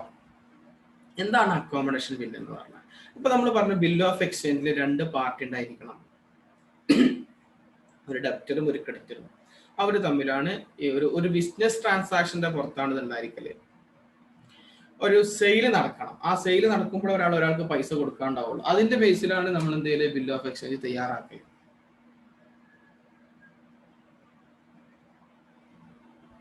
ബിൽ ഓഫ് എക്സ്ചേഞ്ച് തയ്യാറാക്കുക. എന്നാൽ ഒരു ട്രേഡിംഗ് ട്രാൻസാക്ഷൻ ഇല്ലാതെ തന്നെ ഇവരെന്ത് ചെയ്യും? ഈ ബില്ല് തയ്യാറാക്കും. അതിനെയാണ് അക്കോമഡേഷൻ ബില്ല് എന്ന് പറയുന്നത്. നമ്മൾ നേരത്തെ പറഞ്ഞു, ഒരാൾക്ക് സെയിൽ ചെയ്തു, അപ്പോൾ ഒരാൾ മറ്റൊരാൾക്ക് പൈസ കൊടുക്കാണ്ട്. ഈ പൈസ കൊടുക്കാനുള്ളതിന് വേണ്ടിയാണ് നമ്മൾ എന്ത് ചെയ്യുന്നത്? ബിൽ ഓഫ് എക്സ്ചേഞ്ച് തയ്യാറാക്കുന്നത്. അങ്ങനെ ബിൽ ഓഫ് എക്സ്ചേഞ്ച് തയ്യാറാക്കുന്ന ഒരു ട്രേഡിംഗ് എന്ന ഒരു കൺസെപ്റ്റ്, ഒരു ബിസിനസ് ട്രാൻസാക്ഷൻ എന്നുള്ളതിന്റെ ശേഷമാണ് തയ്യാറാക്കുന്നത്. അങ്ങനെ ഒരു ബിസിനസ് ട്രാൻസാക്ഷൻ ഇല്ലാതെ തയ്യാറാക്കുന്നതിനാണ് അക്കോമഡേഷൻ ബില്ല് എന്ന് പറയുന്നത്. ഇതിൽ കൊടുത്തിട്ടുണ്ട്, the bill this bill is used without trade transaction. Without trade, അപ്പോൾ ഒരു ബിസിനസ് ട്രാൻസാക്ഷൻ നടക്കാതെ തന്നെ നമുക്ക് എന്ത് ചെയ്യാൻ പറ്റും, ബില്ല് തയ്യാറാക്കാൻ പറ്റും. And it's for mutual benefit, രണ്ടുപേരുടെയും ബെനിഫിറ്റിന് വേണ്ടി തയ്യാറാക്കാൻ പറ്റും. അതെങ്ങനെയാണെന്നുള്ളത് നോക്കാം. ഇപ്പോൾ ഞാനും അതേപോലെ തന്നെ എൻ്റെ ഒരു ഫ്രണ്ടും ഉണ്ട്. അപ്പൊ ഞങ്ങൾക്ക് രണ്ടുപേർക്കും പൈസ വേണം. അപ്പൊ എൻ്റെ കയ്യിലും പൈസ ഇല്ല, അവൻ്റെ കയ്യിലും പൈസ ഇല്ല. അപ്പൊ ഞാനൊരു ബില്ല് തയ്യാറാക്കി. എന്നിട്ട് ആ വടുവിന് കൊടുത്തു, എൻ്റെ ഫ്രണ്ടായിട്ടുള്ള വടുവൻ കൊടുത്തു. ആ വടുവൻ അത് അക്സെപ്റ്റ് ചെയ്തു. അപ്പൊ ബില്ല് ഞാൻ തയ്യാറാക്കി, അയാൾ അക്സെപ്റ്റ് ചെയ്തു. എന്നിട്ട് ആ ബില്ല് എനിക്ക് തന്നെ തന്നു. ഞാൻ ഈ ബില്ലായിട്ട് എന്ത് ചെയ്യും, പോയി ബാങ്കിൽ കൊണ്ടുപോയി കൊടുത്തിട്ട് ക്യാഷ് വാങ്ങും. ഉദാഹരണത്തിന് ഒരു 10,000 രൂപയുടെ ബില്ലാന്ന് നോക്കിപ്പോ, അപ്പൊ 10,000 രൂപ ബാങ്കിൽ കൊണ്ടുകൊടുത്തു. എനിക്ക് 9,000 രൂപ കൊടുത്തു. 1,000 രൂപ ബാങ്ക് എടുത്തു. ഈ 9,000 ഞങ്ങൾ 50-50 ആക്കും. 4,500. എന്നിട്ട് ഞങ്ങൾ അടിച്ചു പൊളിച്ച് ചെയ്യും. 2 മാസം കഴിഞ്ഞാൽ ബില്ലിന്റെ കാലയളവ് കഴിയും. 2 മാസത്തെ ബില്ലാണെങ്കിൽ 2 മാസം കഴിഞ്ഞു. അപ്പൊ ബാങ്ക് സ്വാഭാവികമായിട്ടും വന്ന് പൈസ ചോദിക്കും. എന്നോടല്ല ചോദിക്കല്, ആരോടെ ചോദിക്കല്, ബില്ല് അക്സെപ്റ്റ് ചെയ്ത അവിടെ. അപ്പൊ അയാളെടുത്ത് പൈസ ഇല്ല. അപ്പൊ എന്ത് ചെയ്യും, അവനൊരു ബില്ല് ഉണ്ടാക്കും, എന്നിട്ട് എനിക്ക് തരും. എന്നിട്ട് ഞാൻ അക്സെപ്റ്റ് ചെയ്ത് കൊടുക്കും. അപ്പൊ ആ ബില്ല് അവൻ കിട്ടും. ഓനത് വേറെ ബാങ്ക് കൊണ്ടുപോയിക്കാണ്ട് പൈസ ആക്കി മാറ്റും. 20,000 രൂപയുടെ ബില്ല്. അപ്പൊ 2,000 രൂപ ബാങ്ക് കൊടുത്തു, ബാക്കി 18,000 കിട്ടി. ഈ 18,000 ആദ്യം ഈ ബാങ്കിന് കൊടുക്കാനുള്ള 10,000 കൊടുത്തു, ബാക്കി 8,000 ഞങ്ങൾ രണ്ടാളും വീണ്ടും 50-50 ആക്കി. എന്നിട്ട് ഞങ്ങൾ അടിച്ചു പൊളിച്ച് ഇങ്ങനെ ജീവിച്ചു. അപ്പൊ ഈ ബില്ലിന്റെ കാലയളവ് കഴിയുമ്പോൾ ബാങ്ക് എൻ്റെ അടുത്തേക്ക് വരും. കാരണം ബില്ല് ഞാൻ അക്സെപ്റ്റ് ചെയ്ത്. എൻ്റെ അടുത്തേക്ക് വരുമ്പോൾ എൻ്റെ അടുത്ത് പൈസ ഇല്ല. അപ്പൊ ഞാൻ എന്ത് ചെയ്യും, ഒരു ബില്ല് ഉണ്ടാക്കിയാണ്ട് അവന്റെ കൈ കൊടുക്കും. അവൻ അക്സെപ്റ്റ് ചെയ്ത് എനിക്ക് തരും. എന്നിട്ട് ഞാനിത് വേറെ ബാങ്ക് കൊണ്ടുപോയി കൊടുത്തുകൊണ്ട് പൈസ എടുത്തുകൊണ്ട് ബാങ്കിന് കൊടുക്കാനുള്ള 20,000 കൊടുക്കും. 30,000 രൂപേന്റെ ബില്ല് എടുത്തിട്ട് 20,000, ബാക്കി 10,000. ആ 10,000 ഞങ്ങൾ 5,000 അടിച്ചു കൊടുക്കും. അങ്ങനെ കുറച്ച് കഴിയുമ്പോൾ ഈ ബില്ല് ആരും അക്സെപ്റ്റ് ചെയ്ത് അവൻ അക്സെപ്റ്റ് ചെയ്ത് ബാങ്ക് അവൻ്റെ അടുത്തേക്ക് വരും. അപ്പൊ ഞങ്ങൾ വേറെ ബില്ല് ഉണ്ടാക്കും. ഇങ്ങനെ പൈസ ഉണ്ടാക്കാൻ വേണ്ടി ബാങ്കിനെ പറ്റിച്ച് നടക്കുന്ന ടീമിനാണ് എന്ത് പറയുന്നത്, ഈ അക്കോമഡേഷൻ ബില്ല് ആവശ്യം. എന്ന് വിചാരിച്ചിട്ട് നാളെ മുതൽ നിങ്ങൾ ബില്ല് ഉണ്ടാക്കിയാണ്ട് ബാങ്കിന്റെ അടുത്ത് പോകേണ്ട, 5 പൈസ കിട്ടൂല. ഇത് ബാങ്കിന് വിശ്വസ്തരായ ആളുകൾക്ക് മാത്രമേ ഇത് നൽകുള്ളൂ. നിങ്ങൾ രണ്ടുപേരും കൂടെ ഒക്കെ ഞങ്ങളുടെ ബില്ല് ഉണ്ടാക്കിയാണ്ട് ബാങ്കിൻ്റെ അടുത്ത് പോയി കഴിഞ്ഞാൽ അവിടുന്ന് ആട്ടി ഓടിക്കും. ഓക്കെ, അപ്പൊ ഇങ്ങനെ പരസ്പരം രണ്ടാളുകൾക്ക് പൈസ ആവശ്യം ഉണ്ടാകുമ്പോൾ പരസ്പരം ഗ്യാരണ്ടി നിൽക്കുകയാണ്. അപ്പൊ ഞാൻ ബില്ല് ഉണ്ടാക്കുമ്പോൾ അവൻ അക്സെപ്റ്റ് ചെയ്തു, അപ്പൊ അവൻ പൈസ തരാന്നുള്ള ഉറപ്പ് നൽകി ബാങ്കിന്. ആ ഒരു രേഖ വെച്ചിട്ടാണ് നമ്മൾ ബാങ്കിൽ നിന്ന് പൈസ കടം വാങ്ങുന്നത്. ഇങ്ങനെ ചെയ്യാം. ഇതിനെയാണ് അക്കോമഡേഷൻ ബില്ല് എന്ന് പറയുന്നത്. ഇനി ഇൻസോൾവൻസി എന്താ? ഇൻസോൾവൻസി നമുക്ക് ഓൾറെഡി അറിയാം, പാപ്പരാകാം. അഥവാ നമ്മൾക്ക് പൈസ കൊടുക്കാണ്ട് വേറൊരാൾക്ക്, അത് നമുക്ക് ലാബിലിറ്റികളുണ്ട്. ആ ലാബിലിറ്റികൾ കൊടുത്തു വീട്ടാനുള്ള ക്യാഷ് നമ്മളെ കയ്യിലില്ല എങ്കിൽ നമ്മളെ പാപ്പരെന്ന് വിളിക്കാം. അഥവാ പിന്നെ എനിക്ക് 5 ലക്ഷം രൂപ കടമുണ്ട്, ലാബിലിറ്റി. എൻ്റെ ബാലൻസ് ഷീറ്റ് എടുത്ത് നോക്കിയപ്പോൾ ലാബിലിറ്റി സൈഡിൽ ഞാൻ ബാങ്കിന് കൊടുക്കാണ്ട്, അവിടെ കൊടുക്കാണ്ട്, ഇവിടെ കൊടുക്കാണ്ട്, അങ്ങനെ ഒരുപാട് 5 ലക്ഷം രൂപ കൊടുക്കാണ്ട്. എൻ്റെ അസറ്റുകളൊക്കെ എടുത്ത് നോക്കി, എൻ്റെ പ്രോപ്പർട്ടി, ലാൻഡ്, ബിൽഡിംഗ്, ഇങ്ങനെയുള്ള എല്ലാ അസറ്റും, എൻ്റെ വാച്ച് അടക്കമുള്ള അസറ്റ് എടുത്ത് നോക്കിയപ്പോൾ ആകെ 3 ലക്ഷം രൂപയേ ഉള്ളൂ. അപ്പൊ എൻ്റെ ലാബിലിറ്റി കൊടുത്തു വീട്ടാനുള്ള സംഖ്യയുടെ അസറ്റ് എൻ്റെ കയ്യിൽ ഇല്ല എങ്കിൽ അതിനെയാണ് എന്ത് പറയുന്നത്, ഇൻസോൾവൻസി എന്ന് പറയുന്നത്. അപ്പോൾ എൻ്റെ ലാബിലിറ്റി കൊടുത്തു വിട്ടാൽ അത് കൊടുത്തു വിട്ടേണ്ട ഉത്തരവാദിത്തം എനിക്കുണ്ടല്ലോ. ആ പൈസ കൊടുക്കാൻ എൻ്റെ കയ്യിൽ ഫണ്ട് ഇല്ല എങ്കിൽ അതിന് ലാബിലിറ്റി എന്ന് പറയും. ക്യാഷ് ആയിട്ട് വേണമെന്നില്ല, അസറ്റ് ആയിട്ടൊക്കെ ഉണ്ടായിരുന്നു. അതാണ് ഇൻസോൾവൻസി എന്ന് പറയുന്നത്. Insolvency of a person means that he is unable to pay his liability. Liability കൊടുക്കാൻ കഴിയാതാവുമ്പോഴാണ് പാപ്പരാല്. കോടതിയാട്ട പാപ്പരായിട്ട് പ്രഖ്യാപിക്കല്. പാപ്പര എന്ന് പറഞ്ഞാൽ അയാൾക്ക് 5 പൈസ ഇല്ല എന്നല്ല അർത്ഥം, അയാളുടെ ലാബിലിറ്റി കൊടുത്ത് വിട്ടാൻ വേണ്ടിയുള്ള പൈസ ഇല്ല എന്നുള്ളതാണ്. അപ്പൊ അയാൾക്ക് 3 ലക്ഷം ഉണ്ട്, 5 ലക്ഷം രൂപ കൊടുക്കാണ്ട്, അങ്ങനെയാണെങ്കിൽ അയാൾ പാപ്പരാണ്. പക്ഷെ മറ്റുള്ളവർ എന്ത് ചെയ്യാണ്, അവധി തന്നു കഴിഞ്ഞാൽ ഇയാൾക്ക് സേഫ് ആണ്. അപ്പൊ കൊടുക്കാനുള്ള സമയമായിട്ട് ഇയാൾക്ക് കൊടുക്കാനില്ലാണെങ്കിൽ പറഞ്ഞു. അപ്പൊ ഗവൺമെന്റ് എന്ത് ചെയ്യും, കോടതി ഇയാളെ കയ്യിൽ നിന്ന് ആ 3 ലക്ഷം കളക്ട് ചെയ്തിട്ട് അവർക്ക് വിരിച്ചാൽ ഇതാണ് ചെയ്യുന്നത്. ഇങ്ങനെ പാപ്പരായി കഴിഞ്ഞാൽ എന്താവും, നഷ്ടം സംഭവിക്കും. അപ്പൊ ഇങ്ങനെ നമ്മൾ അക്കോമഡേഷൻ ബില്ല് ചെയ്യുന്ന സമയത്ത് ആരെങ്കിലും ഒരാൾ പാപ്പരായി കഴിഞ്ഞാലോ എന്ത് സംഭവിക്കും എന്നുള്ളത് നമുക്ക് നോക്കാം. പിന്നെ പ്രോമിസറി നോട്ടാണ്. അതും ഈ ബില്ല് ഓഫ് എക്സ്ചേഞ്ച് പോലെ തന്നെയുള്ള ഒരു സംഭവമാണ്. ബില്ല് ഓഫ് എക്സ്ചേഞ്ചും പ്രോമിസറി നോട്ടും തിയറിറ്റിക്കലി വ്യത്യാസം ഉണ്ടെങ്കിലും അക്കൗണ്ടിങ് ട്രീറ്റ്മെന്റിൽ രണ്ടും ഒന്നാണ്. ഇതൊക്കെ a promissory note is an instrument right, എഴുതി തയ്യാറാക്കിയ ഒന്ന് തന്നെയാണ്. നമ്മള് ബില്ല് ഓഫ് എക്സ്ചേഞ്ച് അങ്ങനെ തന്നെയാണ്. Note being a bank note or currency note containing an unconditional undertaking signed by the maker to pay an certain sum of money only or to the order of the certain person. അപ്പൊ ഇവിടെ നമ്മൾ bill of exchange പറഞ്ഞ അതേ സംഭവം തന്നെ, ചെറിയ വ്യത്യാസമുള്ളൂ. അവിടെ ഒരു ബിസിനസ് ട്രാൻസാക്ഷന്റെ പുറത്താണ് എന്ത് പറഞ്ഞിട്ടുള്ളത്, പിന്നെ നമുക്ക് ഈ ബിൽ ഓഫ് എക്സ്ചേഞ്ച്. ഇവിടെ നമ്മൾ ഒരാൾ വാക്കാൽ ഉറപ്പ് നൽകാണ്. ഓക്കെ, ഞാൻ പ്രോമിസ് ചെയ്യാണ്, ഓക്കെ ഇവനക്ക് ലോൺ കൊടുത്ത്, അക്കോമഡേഷൻ ബില്ല് വേറെ കേട്ടോ, പ്രോമിസ് ചെയ്ത് കൊടുക്കണം ഒരാള്, പിന്നെ ഇയാൾക്ക് പൈസ കൊടുത്തോളിയും അയാൾ നമ്മളെ അഷുറൻസ് നൽകുക, അതിനാണ് എന്ത് പറയുന്നത് ഈ പ്രോമിസ് ചെയ്യുന്നത്. അപ്പൊ അതിന് ട്രീറ്റ്മെന്റ് ഈ ബിൽ ഓഫ് എക്സ്ചേഞ്ച് ഒക്കെ ഒന്നേനാണ്. തിയറിറ്റി ലീഗൽ ബേസ് കുറച്ച് വ്യത്യാസം തോന്നുന്നു. അപ്പൊ ലീഗൽ വൈസ് നമുക്ക് ഇതിലധികം പഠിക്കാനൊന്നുമില്ല, ജസ്റ്റ് ഈ സെക്ഷൻ മാത്രമേ പറഞ്ഞുള്ളൂ. ഈ സെക്ഷൻ പ്രകാരം റിസർവ് ബാങ്ക് ഓഫ് ഇന്ത്യയുടെ പ്രോമിസറി നോട്ട് ആക്ട് പ്രകാരമാണ് ഈ കാര്യങ്ങൾ ചെയ്യുന്നത്. അപ്പൊ ഒരാൾക്ക് ഗ്യാരണ്ടി നിന്ന് കൊടുക്കുക, അത്രേ ഈ പ്രോമിസറി നോട്ടിലുള്ളൂ, അതിന് പ്രോബ്ലം ഒന്നും ഉണ്ടായിരിക്കില്ല. അപ്പൊ നമുക്ക് ഇമ്പോർട്ടന്റ് ആയിട്ട് വരുന്നത് അക്കോമഡേഷൻ ബില്ലാണ്, പ്രോമിസറി നോട്ട് അല്ല. പ്രോമിസറി നോട്ടിൽ ഒരാൾ പ്രോമിസ് നിന്ന് കൊടുക്കാന്നുള്ളൂ, അയാൾ ബിൽ ഓഫ് എക്സ്ചേഞ്ച് അല്ല തയ്യാറാക്കുന്നത്. ബിൽ ഓഫ് എക്സ്ചേഞ്ചിൽ ഒരു ബിസിനസ് ട്രാൻസാക്ഷൻ വേണം, ബിസിനസ് ട്രാൻസാക്ഷൻ ഇല്ലാതെ രണ്ടുപേര് പൈസ എടുക്കണമെങ്കിൽ അക്കോമഡേഷൻ ബിൽ എന്ന് പറയും. പ്രോമിസറി നോട്ട് പറഞ്ഞാൽ ഒരാൾ മറ്റൊരാൾക്ക് പ്രോമിസ് ചെയ്ത് കൊടുക്കുക എന്നുള്ളത് മാത്രം. അക്കോമഡേഷൻ ബില്ലാണ് നമുക്ക് വേണ്ടത്. നമ്മൾ പറഞ്ഞു രണ്ടു പേർക്ക് ക്യാഷ് ആവശ്യമുണ്ട്, അപ്പോൾ ഒരാൾ ബില്ല് തയ്യാറാക്കിയാണ് മറ്റൊരാൾ കൊണ്ട് അക്സെപ്റ്റ് ചെയ്യും, എന്നിട്ട് ബില്ലിൽ ക്യാഷ് എടുക്കും, അവർ ജീവിക്കും. സമയം കഴിയുമ്പോൾ മറ്റൊരാൾ പൈസ കൊടുക്കണം, പൈസ കൊടുക്കാനില്ല, കൊടുക്കുന്നുണ്ടെങ്കിൽ അവർ കൊടുത്ത് ഒഴിവാക്കി പരിപാടി കഴിഞ്ഞു. കൊടുക്കാനില്ലെങ്കിൽ പുതിയൊരു ബില്ല് ഉണ്ടാക്കും ഒരു പരസ്പരം അങ്ങോട്ട്, എന്നിട്ട് പിന്നെ അത് വേറെ ബാങ്കിൽ പോയി കണ്ട് പൈസ ആക്കി മാറ്റും, എന്നിട്ട് പഴയ ബാങ്കിന് പൈസ കൊടുത്ത് ഒഴിവാക്കും, എന്നിട്ട് ബാക്കിയുള്ളത് വീണ്ടും അവരെടുക്കും. ഇങ്ങനെ ചെയ്യാം. ഇതാണ് അക്കോമഡേഷൻ. അതിന്റെ ട്രീറ്റ്മെന്റ് ആണ് നമ്മൾ ഇനി നോക്കുന്നത്. ഈ ബിൽ ഓഫ് എക്സ്ചേഞ്ച് അതേ രീതി തന്നെ കേട്ടോ ഈ പ്രോമിസറി നോട്ടിൽ. പ്രോമിസറി നോട്ട് എനിക്ക് തോന്നുന്നു നിങ്ങളെ സിലബസിൽ ഇല്ല എന്നുള്ളത് എനിക്ക് തോന്നുന്നു. അത് IPCCക്കും കൂടെ തയ്യാറാക്കിയതായിരുന്നു, അതുകൊണ്ടായിരുന്നു ഉള്ളത്. പ്രോമിസറി നോട്ട് ഉണ്ടെങ്കിലും നമുക്കൊന്ന് വിശദീകരിക്കാം. ഇനി ഉണ്ടെങ്കിലോ ഇതില്ല, പ്രോമിസറി നോട്ട് ഇല്ല കേട്ടോ. അപ്പൊ അത് വിട്ടേക്ക്, പ്രോമിസറി നോട്ടിന്റെ കാര്യം വിട്ടേക്ക്. എന്നാലും ജസ്റ്റ് ആ ഒരു വേർഡ് ഒരു പാരഗ്രാഫ് ആയിട്ട് കൊടുത്തിട്ടുള്ളൂ. ഓപ്പറേഷൻ സൈക്കിൾ ഓഫ് അക്കോമഡേഷൻ ബില്ലാണ് എക്സ്ചേഞ്ചോടെ ലാസ്റ്റ് ഉള്ളത്. പ്രോമിസറി നോട്ടില്ല. IPCCക്കുള്ള സിലബസ്, സോറി CPTക്കുള്ള സിലബസിൽ എന്തിട്ടായിരുന്നു അതുകൊണ്ടായിരുന്നു. അപ്പൊ അതിനും കൂടെ ഉള്ള നോട്ടായതുകൊണ്ടാണ് അത് കയറി വന്നത്. ഏതായാലും ഒരു പക്ഷേ ഒരു മാർക്കിനൊക്കെ ചോദിക്കാം. നമ്മുടെ ഇൻസ്റ്റിറ്റ്യൂട്ട് അങ്ങനെയൊക്കെ ഒരു പ്രശ്നമുണ്ട്, നമ്മളെ സിലബസിൽ ഇല്ലാണ്ടെങ്കിലും ചിലപ്പോൾ അതൊക്കെ ചോദിക്കും, അതുമായി ബന്ധപ്പെട്ട കാര്യങ്ങളൊക്കെ. അപ്പോൾ ഏതായാലും അതൊന്ന് ജസ്റ്റ് ഒന്ന് വായിച്ചു വെച്ചാണ്ട് അത്ര ഇമ്പോർട്ടൻസ് നൽകണ്ടാവുള്ളൂ. ഇതിൽ കൊടുത്തിട്ടില്ല, റിന്യൂവലുള്ളൂ, പ്രോമിസറി നോട്ടില്ല. No problem, വിഷയാക്കണ്ട.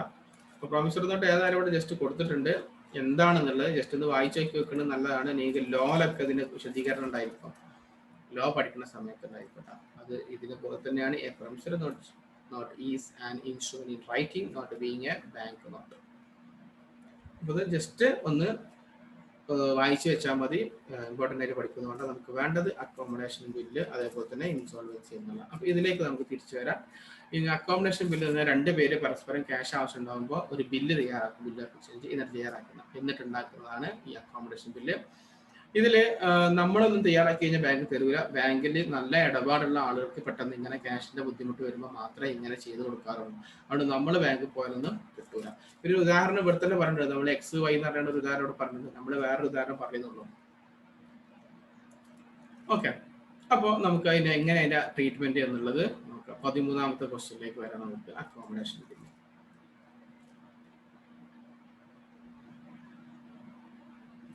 13ാമത്തെ ക്വസ്റ്റ്യൻ നോക്കിയേ. ഇത് വളരെ ഇമ്പോർട്ടൻ്റ് ആട്ടോ ഈ ഏരിയ.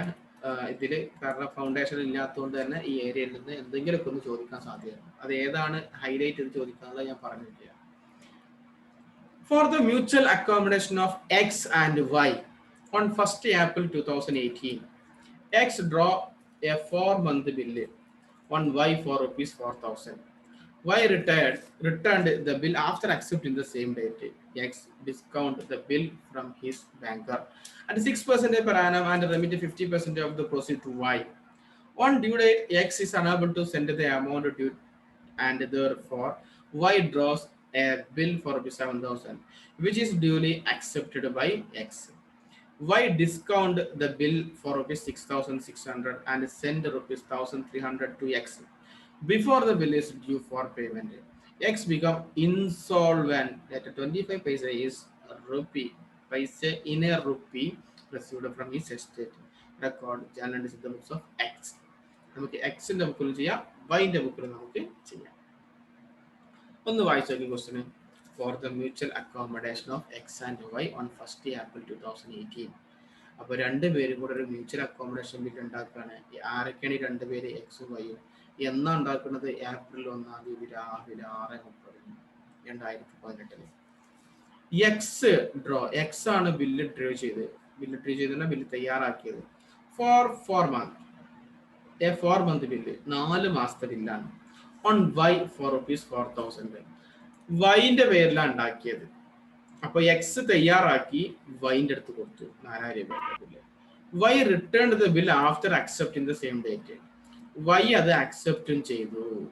ഇപ്പോ ആരാണ് ബില്ല് ഡ്രോൺ ചെയ്തത്? എക്സ്. ആരാണ് ബില്ല് അക്സെപ്റ്റ് ചെയ്തത്? വൈ. എന്നിട്ട് ആ ബില്ല് ആർക്കാണ് തിരിച്ചു കൊടുത്തു? എക്സിന്റെ അടുത്തേക്കാണ് തിരിച്ചു കൊടുത്തു. അപ്പൊ ആദ്യം എക്സ് ബില്ല് തയ്യാറാക്കി വൈക്ക് നൽകി. വൈ അക്സെപ്റ്റ് ചെയ്തു. അപ്പൊ അത് ബില്ല് ഓഫ് എക്സ്ചേഞ്ച് ആയി. എന്നിട്ട് ആ അക്സെപ്റ്റ് ചെയ്തതിനു ശേഷം ആ ബില്ല് ആർക്കാരെ നൽകും? എക്സിന് നൽകും. അപ്പൊ എക്സിനെ സംബന്ധിച്ചിടത്തോളം ബിൽസ് റിസീവബിളും വൈനെ സംബന്ധിച്ചിടത്തോളം ബിൽസ് പേയബിളും. എന്നിട്ട് പറയുന്നത് X discount the bill. X ആ ബില്ല് ഡിസ്കൗണ്ട് ചെയ്തു. Bill from his banker. ബാങ്കിൽ കൊണ്ടുപോയിട്ട് ഡിസ്കൗണ്ട് ചെയ്തു. അയാളെ ബാങ്കിൽ പോയിട്ട് അറ്റ് 6% പെർ ആനം. അതാ ഉദ്ദേശിക്കുന്നത് ഡിസ്കൗണ്ടിന്റെ പെർസെന്റേജ് ആണ്. ഡിസ്കൗണ്ട് 6%. അപ്പൊ ബാങ്കിൽ കൊണ്ടുപോയി കൊടുത്തു 4000 രൂപയുടെ ബില്ല്. അവരെന്ത് ചെയ്തു? 6% ഡിസ്കൗണ്ട് ചാർജ് എടുത്തു. ബാക്കി 3000 സംതിങ് കിട്ടിയിട്ടുണ്ടാവും. അതിൽ 50% വൈക്കന് കൊടുത്തു. രണ്ടുപേരും കൂടെ ഷെയർ ചെയ്തു. 50% രണ്ടുപേരും കൂടെ എടുത്തു ആ പൈസ. ഓൺ ഡ്യൂ ഡേറ്റ്, ഈ 4 മാസം കഴിഞ്ഞപ്പോൾ അതിന്റെ ഡ്യൂ ഡേറ്റ് ആവും. X is unable to send the amount. എക്സിന് പൈസ കൊടുക്കാൻ പറ്റിയില്ല വൈക്ക്. കാരണം വൈ ആണ് ബാങ്കിന് പൈസ കൊടുക്കേണ്ടത്. കാരണം വൈ അക്സെപ്റ്റ് ചെയ്തത്. അപ്പൊ വൈ പകുതി പൈസ എടുത്തിട്ടുള്ളൂ, ബാക്കി പകുതി എക്സിന്റെ അടുത്തല്ലേ. അപ്പൊ എക്സ് ആ പകുതി പൈസ ആണ് കൊടുത്തു കഴിഞ്ഞാലേ വൈക്ക് കൊടുക്കാൻ പറ്റുള്ളൂ. അപ്പൊ എക്സിന്റെ അടുത്ത് പൈസ ഇല്ല. അപ്പൊ എന്ത് ചെയ്തു അവര്? X is unable to send the amount due. പൈസ കൊടുക്കാൻ പറ്റാത്തതുകൊണ്ട് and therefore Y draw a bill. Y ഒരു ബില്ലുണ്ടാക്കി. എത്ര രൂപയുടെ? 7000 രൂപയുടെ. Which is duly accepted by X. എന്നിട്ട് അത് എക്സിനോട് അക്സെപ്റ്റ് ചെയ്യാൻ പറയും. ആദ്യത്തെ ബില്ല് എക്സ് ഉണ്ടാക്കിയിട്ട് വൈ അക്സെപ്റ്റ് ചെയ്തു. ഇപ്പൊ വൈ ഉണ്ടാക്കിയിട്ട് എക്സ് അക്സെപ്റ്റ് ചെയ്തു. എക്സ് അക്സെപ്റ്റ് ചെയ്ത് കഴിഞ്ഞാൽ ബില്ല് ആർക്ക് നൽകും? വൈക്ക് നൽകും. Y discount the bill for ₹6,600. Y അത് ബാങ്ക് കൊണ്ടുപോയി കൊടുത്തിട്ട് 6600 രൂപ വാങ്ങി. അപ്പൊ 7000 രൂപയുടെ ബില്ല് ബാങ്ക് കൊണ്ടുപോയി കൊടുത്തപ്പോൾ 400 രൂപ ബാങ്ക് എടുത്തു. ബാക്കി 6600. ഇപ്പൊ 6600 രൂപയുടെ പൈസ ഉണ്ട് ആരുടെ കയ്യില്? വൈന്റെ കയ്യില്. വൈ എന്താ ചെയ്തത്? അതിൽ ആദ്യം അയാൾ ചെയ്യല് പഴയ ബാങ്കിന്റെ പൈസ കൊടുക്കാന്നുള്ള. പഴയ ബാങ്കിന്റെ പൈസ 4000 രൂപ. 4000 രൂപയുടെ ബില്ലാണ് ബാങ്ക് കൊണ്ടുപോയി കൊടുത്തത്. ബാക്കി എത്ര ഉണ്ടായിരിക്കും? 6600 4000 പോയാൽ 2600 ഉണ്ടാവും. ആ 2600 സെന്റ് 1300 എക്സ്. പകുതി എന്ത് ചെയ്തു? എക്സിന് കൊടുത്തു. പിന്നെ അവർ ഷെയർ ചെയ്തു. Before the bill is due four payment X become insolvent. ഈ ബില്ലിന്റെ പൈസ ഇനി എക്സാ കൊടുക്കാനുള്ളത്. കാരണം എക്സ് ആക്സെപ്റ്റ് ചെയ്തിട്ടുള്ളത്. അത് കൊടുക്കണ സമയത്ത്, കൊടുക്കുന്നതിന് മുമ്പ് അയാള് ഇൻസോൾവെന്റ് ആയി. ഇൻസോൾവെന്റ് ആയ പിന്നെ ഒന്നും പറഞ്ഞ കാര്യമില്ല. അല്ലെങ്കിൽ പൈസ കിട്ടൂല. അയാൾക്ക് പൈസ കിട്ടി. എത്ര? കുറച്ച് പൈസ. ലേറ്റർ 25 പൈസ, 25 പൈസ കിട്ടി. പിന്നെ റുപ്പി 1 രൂപക്ക് പകരം 25 പൈസ റെസീവ്ഡ് ഫ്രം ഹിസ് എസ്റ്റേറ്റ്. അപ്പൊ അയാള് 1 രൂപ തരാണ്ടെങ്കിൽ 25 പൈസ തന്നു. അങ്ങനെ 1000 രൂപ തരാണ്ടെങ്കിൽ 250 രൂപ തരും. 1,00,000 രൂപ തരാണ്ടുണ്ടെങ്കിൽ 25,000 രൂപ കിട്ടും. അങ്ങനെ 1 രൂപക്ക് 25 പൈസ എന്ന രീതിയിൽ നമുക്ക് കിട്ടി. റെക്കോർഡ് ജേർണൽ ബുക്സ് ഓഫ് എക്സിന്റെ ബുക്കിൽ ഇതാണ് അക്കോമഡേഷൻ ബിൽ എന്ന് പറയുന്നത്. നമുക്ക് ചെയ്ത് നോക്കാം എങ്ങനെയാണ് ഇതിന്റെ പരിപാടി എന്നുള്ളത്. അക്കോമഡേഷൻ ബില്ല് സാധാരണ നമുക്ക് ആദ്യം എക്സിന്റെ ബുക്കിൽ ചെയ്യാം, എന്നിട്ട് വൈന്റെ ബുക്കിലേക്ക് പോവാം. In the books of X.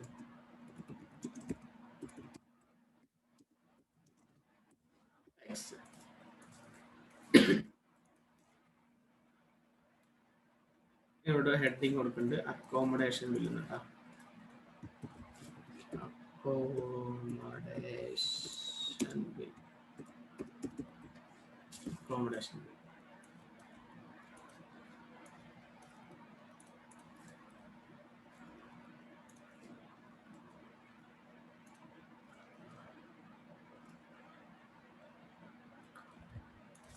Challenge എഴുതുമ്പോൾ ഡേറ്റ് കോളം വേണം, പർട്ടിക്കുലേഴ്സ് കോളം വേണം, പിന്നെ ഒരു ഡെബിറ്റ് എമൗണ്ട്, ഒരു credit amount. Credit amount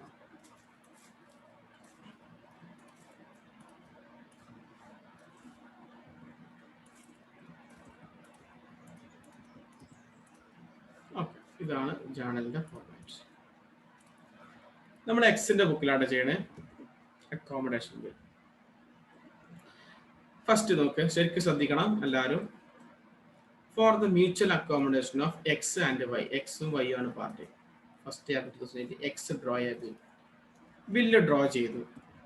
X bill draw ചെയ്താൽ എന്താ എൻട്രി വരല്? 1/4/2018 ബില്ല് ഡ്രോ ചെയ്താല് അല്ല, ബില്ല് ഡ്രോ ചെയ്യുമ്പോൾ എൻട്രി വേണ്ട ശരിക്കും. അത് വൈ അക്സെപ്റ്റ് ചെയ്തു, എന്നിട്ട് തിരിച്ചിങ്ങോട്ട് തരുമ്പോൾ എൻട്രി. അങ്ങനെ തിരിച്ച് അയാൾക്ക് കിട്ടുമ്പോൾ എന്താ എൻട്രി വരല്? Bills receivable account debtor. Bills receivable, അയാൾക്ക് ബില്ല് കിട്ടിയതാണ്. Bills receivable account debtor to ആരാണ് ബില്ല് കൊടുത്തത്? അയാൾക്ക് ഒപ്പിട്ട് കണ്ട് ടു വൈ കൊടുത്തത്, to Y, Y's account, Y's account. എത്ര രൂപയുടെ ബില്ല് അയാൾക്ക് കിട്ടിയത്? 4000 രൂപയുടെ ബില്ലാണ് വൈ അക്സെപ്റ്റ്. ഇത് ബില്ല് ഉണ്ടാക്കിയത് ഇയാളെ കേട്ടോ, അത് വേറെ വിഷയം. ബില്ല് ഉണ്ടാക്കിയത് ഇയാളെ തന്നെയാണ്, പക്ഷെ അക്സെപ്റ്റ് ചെയ്തത് ആരാണ്? അക്സെപ്റ്റ് ചെയ്തത് വൈ ആണെന്നുള്ളത്. അപ്പൊ നമുക്ക് being bill drawn, being bill drawn അത്ര മതി. Drawn drawn drawn for 4 month, 4 മാസത്തിന്റെ ബില്ലാണ് ഡ്രോ ചെയ്തിട്ടുള്ളത്. അപ്പൊ ഡ്രോൺ ചെയ്ത ആളെ ബുക്കിൽ എന്തായിരിക്കും എൻട്രി വരല്? Bills receivable account to Y. വൈനെ നമുക്ക് സമയത്ത് ബിൽസ് പേബിൾ, കാരണം ഇവിടെ ഡ്രോൺ ചെയ്യുമ്പോൾ അല്ല ശരിക്കും എൻട്രി വരല്. ഡ്രോൺ ചെയ്ത് അയാൾ അക്സെപ്റ്റ് ചെയ്തതിന് ശേഷം തിരിച്ചു കിട്ടുമ്പോൾ എൻട്രി. പക്ഷെ ഡ്രോൺ ചെയ്ത് നമ്മൾ പറയലെന്നുള്ളൂ. 4 മാസത്തെ ബില്ല് ഇയാൾക്ക് കിട്ടി. ഓക്കെ, ഇയാൾക്ക് കിട്ടിയതാണ്. വൈ അക്സെപ്റ്റ് 4000, വൈന്റെ ബുക്കിൽ ഒക്കെ എൻട്രി ചെയ്തിട്ട് പിന്നെ റിട്ടേൺ ആഫ്റ്റർ അക്സെപ്റ്റ് സെയിം. അത് കഴിഞ്ഞു. ഇതുവരെയുള്ള നമ്മൾ എഴുതി. എക്സിന്റെ ബില്ല് കിട്ടി. X discount the bill for his bank 6% per annum. ഇത് എന്റെ ചെയ്ത വൈ ഇത് എക്സ് ഇത് ബാങ്കിൽ കൊണ്ടുപോയി ഡിസ്കൗണ്ട് ചെയ്തു. അപ്പൊ എന്താ എൻട്രി വരല്? അന്ന് തന്നെ കൊണ്ടുപോയി കൂട്ടിക്കോ. 1/4/2018 ബാങ്കിൽ ഡിസ്കൗണ്ട് ചെയ്യുമ്പോൾ എന്താ എൻട്രി വരല്? Bank account debtor, discount account debtor to bills receivable, bills receivable, bills receivable account. 4000 രൂപയുടെ ബില്ല് ബാങ്ക് കൊണ്ടുപോയി കൊടുത്തു. 6% ഡിസ്കൗണ്ട് എന്ന് പറഞ്ഞു. അപ്പോ 4000 ഇൻറ്റു 6% ഇൻറ്റു എത്ര മാസത്തിന്? 4 മാസത്തിന്. അല്ല, ഒരു കൊല്ലത്തിനാണ് 6%. അപ്പോ 4 മാസത്തിന് എത്ര ഉണ്ടായിരിക്കല്? 4000 ഇൻറ്റു 6% ഇൻറ്റു 4/2 രൂപ. അപ്പൊ അവർക്ക് എത്ര രൂപ കിട്ടിയിട്ടുണ്ടായിരിക്കും? 3920 രൂപ ബാങ്കിൽ നിന്ന് കിട്ടിയിട്ടുണ്ടായിരിക്കും. അപ്പോൾ നരേഷനിൽ കാണിക്കുന്നു being bill discounted at 6% per annum, 6% per annum. Okay, ഈ കാൽക്കുലേഷൻ വേണമെങ്കിൽ നമുക്ക് എന്ത് ചെയ്യാം? നരേഷനിലേക്ക് മാറ്റാം. അതും ഇവിടെ കാണിക്കാം.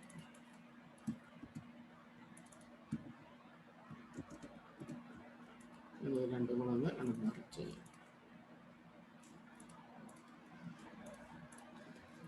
ഇപ്പൊ 4000 രൂപയുടെ ബില്ല് എക്സിന്റെ കയ്യിൽ കിട്ടി, വൈ അക്സെപ്റ്റ് ചെയ്ത് അത് ബാങ്കിൽ കൊണ്ടുപോയി കൊടുത്തിട്ട് 3900 രൂപ കിട്ടി.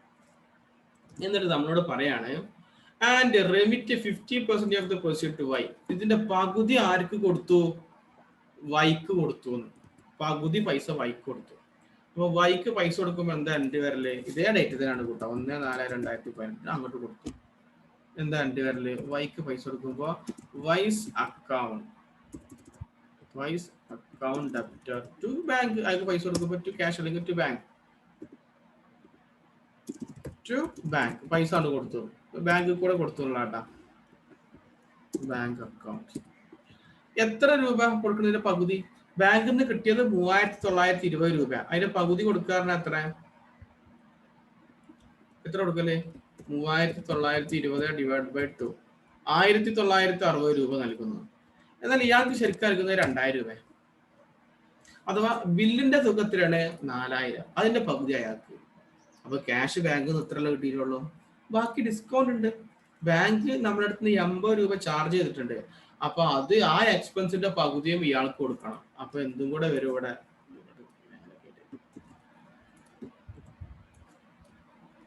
ഓക്കെ, അതും കൂടെ എന്ത് ചെയ്യണം? ഷെയർ ചെയ്യണം. ടു ഡിസ്കൗണ്ട്, ആ ഡിസ്കൗണ്ടും കൂടെ എന്ത് ചെയ്യണം? ഷെയർ ചെയ്യണം. ഡിസ്കൗണ്ട് അക്കൗണ്ട് അത് ഷെയർ ചെയ്യണം. അതെങ്ങനെ? 80/2. കാരണം അതും അങ്ങനെ തന്നെ ഷെയർ ചെയ്യല്. എമൗണ്ട് വേണമെന്നില്ല, 40. ഓക്കെ, അപ്പൊ വൈക്ക് പൈസ കൊടുത്തു. എത്ര രൂപ? 1960 രൂപ. ഡിസ്കൗണ്ടും അയാൾക്ക് ചാർജ് ചെയ്തിട്ടുണ്ട്. അല്ലാതെ ഡിസ്കൗണ്ട് മൊത്തം എക്സിലും വൈക്ക് ഡിസ്കൗണ്ട് ഇല്ലാതെ പൈസ മാത്രം അത് നടക്കില്ല. ഡിസ്കൗണ്ട് 50 ആക്കുക. പൈസ കിട്ടിയത് 50 ആക്കി, അതേപോലെ തന്നെ ഡിസ്കൗണ്ടും 50 ആക്കി കൊടുത്തു. അപ്പൊ എന്ത് ചെയ്യുന്നത്? 50% റെമിറ്റ് ടു വൈ. 50% റെമിറ്റ് അയച്ചു കൊടുത്ത് ടു വൈ. ചുരുക്കി കേട്ടാ, വളരെ പരമാവധി ചുരുക്കിട്ട് ചെയ്യുന്നത്. റെമിറ്റ് വൈ, വൈക്ക് അയച്ചു കൊടുത്തു. ഇത്രേ ഉള്ളൂ. വൈക്ക് പൈസ. അപ്പൊ ആദ്യം ബില്ല് വൈ ഒപ്പിട്ട് നമുക്ക് തന്നു. അത് ബാങ്ക് കൊണ്ടുപോയി ഡിസ്കൗണ്ട് ചെയ്തു. അത് കിട്ടിയ പകുതി അയാൾ കൊടുത്തു. പകുതി കൊടുക്കുമ്പോൾ ഡിസ്കൗണ്ടും പകുതിയാണ് കൊടുത്തിട്ടുണ്ട്. ആ ഉത്തരവാദിത്തം, ആ എക്സ്പെൻസും അയാൾ ഏറ്റെടുക്കണം. ഇനി ഇതുവരെ കഴിഞ്ഞു. One due date. ഇതിന്റെ ഡ്യൂ ഡേറ്റ് ആണ് സമയം. എന്നാ ഡ്യൂ ഡേറ്റ് വരല്? 4 മാസം എന്ന് പറയുമ്പോൾ എന്തായിരിക്കും? 1/4/2018 ആകുമ്പോൾ 4 മാസം വരുമ്പോൾ 4ാമത്തെ മാസമാണിത്, ഏപ്രിൽ. അപ്പോൾ മെയ് 1-ാം തീയതിയിലേക്ക് 1 മാസം, ജൂൺ 1-ാം തീയതിയിലേക്ക് 2 മാസം, ജൂലൈ 1-ാം തീയതിയിലേക്ക് 3 മാസം, ഓഗസ്റ്റ് 1-ാം തീയതിയിലേക്ക് 4 മാസം. അപ്പോൾ 1 ഓഗസ്റ്റ് ആണ്, പ്ലസ് 3 ദിവസം. അപ്പൊ 4 August, 4/8/2018 due date. 19/4/2018 due date. 4 മാസം കഴിഞ്ഞു. 4 മാസം കഴിഞ്ഞപ്പോ ഡ്യൂ ഡേറ്റില് X is unable to send. ഒരു സെക്കൻഡ്, കോൾ വരുന്നു. അപ്പോ ഡ്യൂ ഡേറ്റില് X is unable to send the amount due. എക്സിന് പൈസ കൊടുക്കാൻ പറ്റിയില്ല. എക്സിന് എന്തിനാ പൈസ കൊടുക്കേണ്ട ആവശ്യം? ഈ ബില്ല് തയ്യാറാക്കിയിട്ടുള്ളത് ആരാണ്? വൈ ആണ് അക്സെപ്റ്റ് ചെയ്തത്. അപ്പൊ ബാങ്കിലേക്ക് ഇനി പൈസ കൊടുക്കേണ്ടത് ആരാണ്? വൈ ആണ്. അതിൽ പകുതി പൈസ നേരത്തെ തന്നെ വൈന് കൊടുത്തിട്ടുണ്ട്. ആ പൈസ കിട്ടിയ സമയത്ത് തന്നെ എക്സ് കൊടുത്തിട്ടുണ്ട്. അപ്പൊ വൈന്റെ അടുത്ത് പകുതി പൈസ എക്സിന്റെ അടുത്താണ്. ഇനി എക്സിന്റെ ഷെയർ എന്ത് ചെയ്യണം? വൈക്ക് കൊടുക്കണം. എന്നാലേ രണ്ടാളെ ഷെയർ കൂടെ കൂട്ടിയിട്ട് ബാങ്കിന് കൊടുക്കാൻ പറ്റുള്ളൂ. കാരണം ഈ കടം വാങ്ങിയ രണ്ടുപേരും ഉത്തരവാദിത്തമല്ല. എക്സിന് ആ പൈസ കൊടുക്കാൻ പറ്റിയില്ല ഡ്യൂ ഡേറ്റിൽ എന്ന് പറഞ്ഞു. അപ്പൊ എന്ത് ചെയ്യും? എക്സിന് കൊടുക്കാൻ പറ്റിയില്ല. കൊടുക്കാൻ പറ്റാത്തതിന് ഇപ്പൊ എൻട്രി ചെയ്താൽ പറ്റില്ല. അതുകൊണ്ട് Y draws a bill for ₹7,000. അതുകൊണ്ട് വൈ ഒരു ബില്ല് തയ്യാറാക്കി. Which is duly accepted Y X. X അത് അക്സെപ്റ്റ് ചെയ്തു. അപ്പോൾ എക്സ് വൈ തയ്യാറാക്കുമ്പോൾ വൈന്റെ ബുക്കിൽ എൻട്രി ഇട്ടാൽ മതി. അക്സെപ്റ്റ് ചെയ്തുകൊണ്ട് എക്സിന്റെ ബുക്കിൽ എൻട്രി വേണം. എക്സിന്റെ ബുക്കിൽ എന്താ എൻട്രി വരല്? എക്സ് ബില്ല് അക്സെപ്റ്റ് ചെയ്തു. അപ്പോൾ എക്സിനെ സംബന്ധിച്ചിടത്തോളം ബില്ല് അക്സെപ്റ്റ് ചെയ്യുമ്പോൾ എന്താ എൻട്രി വരല്? Y is account debtor to bills payable. Bill accept ചെയ്താട്ടോ, അതുകൊണ്ട് ബിൽസ് പേയബിൾ അക്കൗണ്ട്. എത്ര രൂപയുടെ ബില്ല് അക്സെപ്റ്റ് ചെയ്തു പറഞ്ഞാൽ 7,000 രൂപയുടെ ബില്ല് അക്സെപ്റ്റ് ചെയ്തു.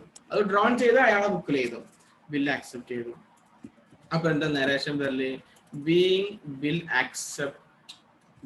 അക്സെപ്റ്റ് ഫോർ എത്ര മാസത്തെ ബില്ലാന്ന് പറഞ്ഞ for 6. Y draws a bill for ₹7,000 which is duly accepted by X. Y discount the bill for 6,600. അതിൽ ഡേറ്റ് പറഞ്ഞിട്ടില്ല. തൽക്കാലം നമുക്ക് എന്താക്കി മാറ്റാം? ഈ പറഞ്ഞ പോലെ ഡേറ്റ് നമുക്ക് 4 മാസം തന്നെ ആക്കാം. നേരത്തെ 4 മാസം അല്ലേ, അതേപോലെ 4 മാസം ആക്കാം. ഡേറ്റ് പറഞ്ഞിട്ടില്ല, വിട്ടുപോയതായിരിക്കും ക്വസ്റ്റ്യൻ. അപ്പൊ ആദ്യം ഒരു ബില്ല് കിട്ടി, അത് ഡിസ്കൗണ്ട് ചെയ്തു, അതിന്റെ പകുതി പൈസ വൈകി കൊടുത്തു. ഇനി അതിന്റെ ഡ്യൂ ഡേറ്റ് ആണ് സമയത്ത് ബാക്കി പകുതി പൈസ ആക്കി കൊടുക്കണം. അത് കൊടുക്കാനില്ല. അതുകൊണ്ട് ഇയാൾ എന്ത് ചെയ്തു? അല്ല, സ്ക്രീന് കാണുന്നില്ലേ?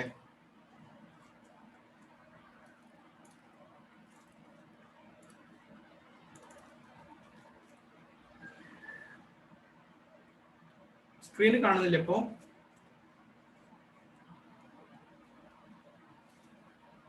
ഹലോ,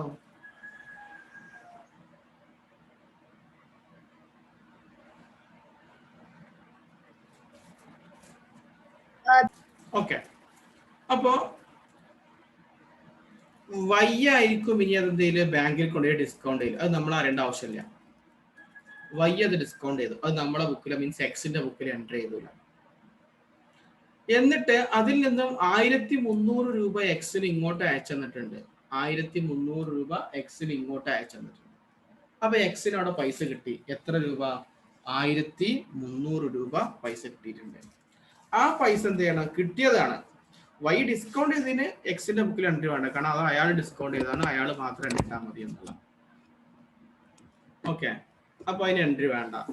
പക്ഷെ ഇതിന് എൻട്രി വേണം. പൈസ ഇങ്ങോട്ട് തന്നില്ല അയാള്, ആ തന്നതിന് അയാള് എൻട്രി ഇടണം. എന്താണ് എൻട്രി ഇടുക നോക്കാം. പൈസ ഇങ്ങോട്ട് കിട്ടി. പൈസ ഇങ്ങോട്ട് കിട്ടുമ്പോൾ എൻട്രി ബാങ്ക് അക്കൗണ്ട്, ബാങ്കിലേക്ക് പൈസ ഒന്നും രീതിയിൽ കാണിക്കാം. പൈസ കിട്ടുമ്പോൾ ഇത് അതേ ഡേറ്റ് തന്നെ ആയിക്കോട്ടെ. അന്ന് തന്നെ അയാൾ പൈസ തന്നു. 8/2018 പൈസ ഇങ്ങോട്ട് തന്നു. ബാങ്ക് അക്കൗണ്ട് ഡെപ്റ്റർ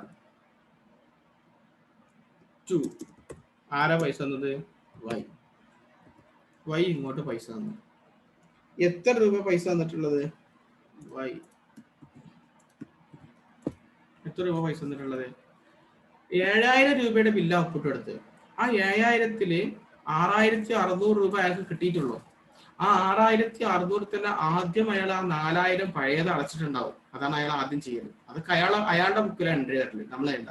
അപ്പൊ ഈ 6600-ൽ നിന്നും അയാൾ നേരത്തെ ബാങ്കിന് കൊടുക്കാനുള്ള 4000 രൂപ അങ്ങോട്ട് കുറച്ച് കഴിഞ്ഞാൽ ബാക്കി അയാളുടെ കയ്യിൽ എത്ര? 4000 പോയി കഴിഞ്ഞാൽ ബാക്കി 3600 രൂപ ഉണ്ടാവും. ആ 3600-ൽ 1300 തന്നു. അഥവാ അതിന്റെ പകുതി ഇങ്ങോട്ട് തന്നു. നേരത്തെ പകുതിയിലെടുത്ത് പകുതി ഇങ്ങോട്ട് തന്നു. അപ്പോ എത്ര എടുത്തിട്ടുള്ളത്? 1300 ഇങ്ങോട്ട് തന്നത്. ശരിക്ക് അവിടെ 7000 രൂപയുടെ ബില്ലായിരുന്നു ഉണ്ടായിരുന്നത്. 7000 രൂപയുടെ ബില്ലായിരുന്നു ഉണ്ടായിരുന്നത്. അതിൽ 6600 രൂപയാണ് അവർക്ക് ബാങ്കിൽ നിന്ന് കിട്ടിയത്. അപ്പൊ ശരിക്കും ബാങ്ക് ഈടാക്കിയ ഡിസ്കൗണ്ട് എത്ര രൂപയാണ്? 400 രൂപ. കിട്ടിയ പൈസയിൽ ബാങ്കിന് കൊടുത്തിട്ട് ബാക്കിയുള്ളത് ഒരു 50-50 ആയി എടുത്തു. അങ്ങനെയാണെങ്കിൽ ഈ ഡിസ്കൗണ്ടും എന്ത് ചെയ്യണം? 50-50 ആയിട്ട് തന്നെ എടുക്കണം. അപ്പൊ ഡിസ്കൗണ്ട് ഇങ്ങോട്ട് തരും അയാൾ. നേരത്തെ ഡിസ്കൗണ്ട് അങ്ങോട്ട് ചാർജ് ചെയ്തില്ലേ, അതേപോലെ ഇങ്ങോട്ട് തരും പകുതി 200 രൂപ. അപ്പൊ ശരിക്കും അയാൾ ഇങ്ങോട്ട് തരേണ്ട പൈസ എത്രയാണ്? 1500. പക്ഷെ കിട്ടല് 1300. നേരത്തെ അങ്ങോട്ട് കൊടുക്കുമ്പോൾ ഡിസ്കൗണ്ട് ആയിരുന്നു. 2040 രൂപ ഡിസ്കൗണ്ട് അയാൾക്ക് ചാർജ് ചെയ്തിരുന്നു. അതേപോലെ അയാൾ ഇങ്ങോട്ട് തരുമ്പോൾ 400 രൂപ ഡിസ്കൗണ്ട് വന്നു, അതിന്റെ പകുതി ഇങ്ങോട്ട് തന്നു. അപ്പൊ being cash received, being amount received, പൈസ കിട്ടി. ഇതാണ് എൻട്രി.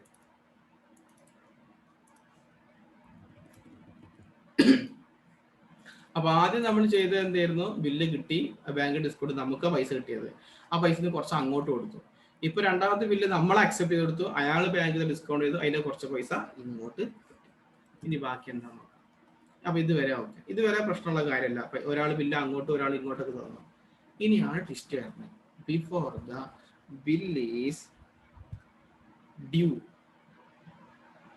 അതിന് മുമ്പ് ഒരു കാര്യം പറയാൻ വിട്ടുപോയി, അതും കൂടെ പറയണം, കാരണം അതാണ് ഏറ്റവും പ്രധാനപ്പെട്ടത്. ഈ 200 എങ്ങനെ കാൽക്കുലേറ്റ് ചെയ്തു? വളരെ സിമ്പിൾ ആണ് നമുക്ക് കാൽക്കുലേറ്റ് ചെയ്യാന്. 400 രൂപയായിരുന്നു ഡിസ്കൗണ്ട്. അതെങ്ങനെ മനസ്സിലായി? 7000 രൂപയുടെ ബില്ലില് 6600 രൂപ ബാങ്കിൽ നിന്ന് കിട്ടിയെന്ന് പറഞ്ഞാൽ ബാക്കി 400 ആണ് ഡിസ്കൗണ്ട് എന്നുള്ള ഏത് പൊട്ടർക്ക് മനസ്സിലാവും. ആ 400 50-50 എടുത്തു. കാരണം ഇവരെടുക്കണ പൈസ 50-50 ആണ്. ആദ്യത്തെ പൈസ അവരെടുത്ത് 50-50 ആണ്. രണ്ടാമത്തെ പൈസയില് 7000-ല് 6600 കിട്ടിയിട്ട് 4000 ബാങ്കിന് കൊടുത്തു. ബാക്കി 3600 അതും അവർ 50-50 ആക്കിക്കണ 1300 1300. അപ്പൊ അവരുടെ ഫുള്ള് 50-50 ആണ്. അതുകൊണ്ട് നമുക്ക് ഇവിടെ ഒരു വിഷയമുള്ള കാര്യമല്ല, ഡിസ്കൗണ്ട് 50-50. വളരെ എളുപ്പത്തിലാണ് നമ്മൾ എടുത്തത്. എങ്ങനെ എടുത്തത്? 400/2 20 അല്ല 2 അങ്ങനെ എടുത്തത്. പക്ഷെ ഇങ്ങനെയല്ല നമ്മൾ എടുക്കേണ്ടത്. ഇത് എടുക്കേണ്ടതാണ്. ഇത് തെറ്റാണെന്നല്ല, ഇത് ശരിയാണ്. നമ്മൾ എടുക്കേണ്ടത് എത്രയാണ് ഫസ്റ്റ് ബില്ലില്. ഇതിപ്പോ ആർക്കാണ് ഡിസ്കൗണ്ട് വരുന്നത്? എക്സിന് എത്ര എന്നുള്ളത് കണ്ടുപിടിക്കണം. അപ്പൊ എക്സിന് ഒന്നാമത്തെ ബില്ലിൽ എത്രയായിരുന്നു share? X share of first bill. എത്രയായിരുന്നു എക്സിന്റെ ഫസ്റ്റ് ബില്ലിന്റെ ഷെയർ? അയാൾക്ക് 2000 ആയിരുന്നു ഷെയർ. 2000 ആയിരുന്നു, കാരണം 2000 ആണ്ട് കൊടുത്തു. 2000 കൊടുക്കില്ല, 1960 കൊടുക്കുന്നുള്ളത് വേറെ വിഷയം.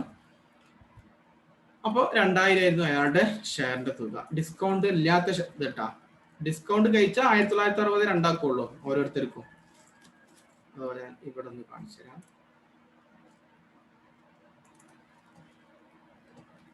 ആദ്യത്തെ ബില്ല് 4000 രൂപയായിരുന്നു എമൗണ്ട് ഉണ്ടായിരുന്നത്. ഈ 4000-ല് രണ്ടുപേരും 50-50 എടുക്കുകയാണെങ്കിൽ ഒരാൾക്ക് 2000 ഇതാണുള്ളത്. അപ്പോൾ ഓരോരുത്തരുടെ ഷെയർ 2000 ആണ്. എന്നാൽ ഈ 4000-ൽ നിന്നും 80 രൂപ ബാങ്ക് ഈടാക്കിയിട്ട് നമുക്ക് കിട്ടിയത് എത്ര ഉള്ളൂ? 3920 ഉള്ളൂ. അതുകൊണ്ട് അതിന്റെ ക്യാഷ് കിട്ടിയത് എത്ര ഉണ്ടായിരിക്കുള്ളൂ? 1960 ഓരോരുത്തർക്ക് ഉണ്ടായിരിക്കുള്ളൂ. അങ്ങനെയാണെങ്കിൽ 50-50 ആണെന്നാണ് അതിന്റെ അർത്ഥം. രണ്ടാളും 50-50 എടുത്തിട്ടുണ്ട്. ഈ രണ്ടാമത്തെ ബില്ലില് 7000 രൂപയാണ് രണ്ടാമത്തെ ബില്ലിന്റെ എമൗണ്ട്. അത് 50-50 ആക്കുകയാണെങ്കിൽ ഒരാൾക്ക് എത്ര ഉണ്ടായിരിക്കും? 3500. രണ്ടാമത്തെ ആൾക്കും 3500. പക്ഷെ ഈ 7000-ല് 400 രൂപ ബാങ്ക് ഈടാക്കിയിട്ട് ആകെ എത്ര ബാക്കിയുള്ളൂ? 6600 ബാക്കിയുള്ളൂ. ഈ 6600-ൽ തന്നെ ബാങ്ക് നമ്മൾ പഴയ ബാങ്കിന് 4000 രൂപ കൊടുക്കണം. അത് കൊടുത്തു കഴിഞ്ഞാൽ ബാക്കി എത്ര ഉണ്ടായിരിക്കുള്ളൂ? 3600 ഉള്ളൂ. ഈ 3600 എന്ത് ചെയ്തിട്ടുണ്ട്? 50-50 ആക്കി 1300. അതുകൊണ്ട് തന്നെ ഈ ഡിസ്കൗണ്ട് 400 രൂപയെ നമ്മൾ എന്ത് ചെയ്തു? 50-50 ആക്കി 200. ഇതാണ് ഇപ്പൊ ആൻസർ കിട്ടിയത്. ഇതിൽ തർക്കമൊന്നുമില്ല, നിങ്ങൾക്ക് മനസ്സിലായിട്ടുണ്ടാവും. 200 ആണ്. എന്നാൽ ഇത് എങ്ങനെ ചെയ്യും എന്നുള്ളത് നമുക്ക് നോക്കാം. എക്സിന്റെ ഒന്നാമത്തെ ഷെയർ 2000 അതാണ് എടുക്കേണ്ടത്. എക്സിന്റെ ഒന്നാമത്തെ ഷെയർ 2000. ഒരു കാൽക്കുലേഷൻ ആണ് 2000.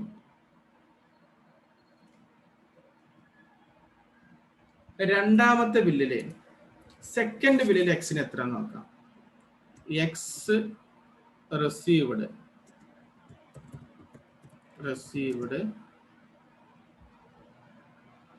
In second bill.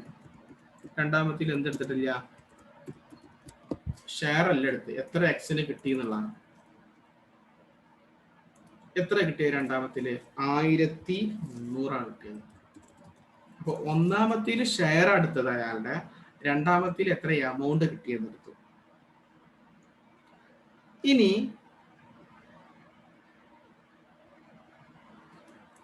Total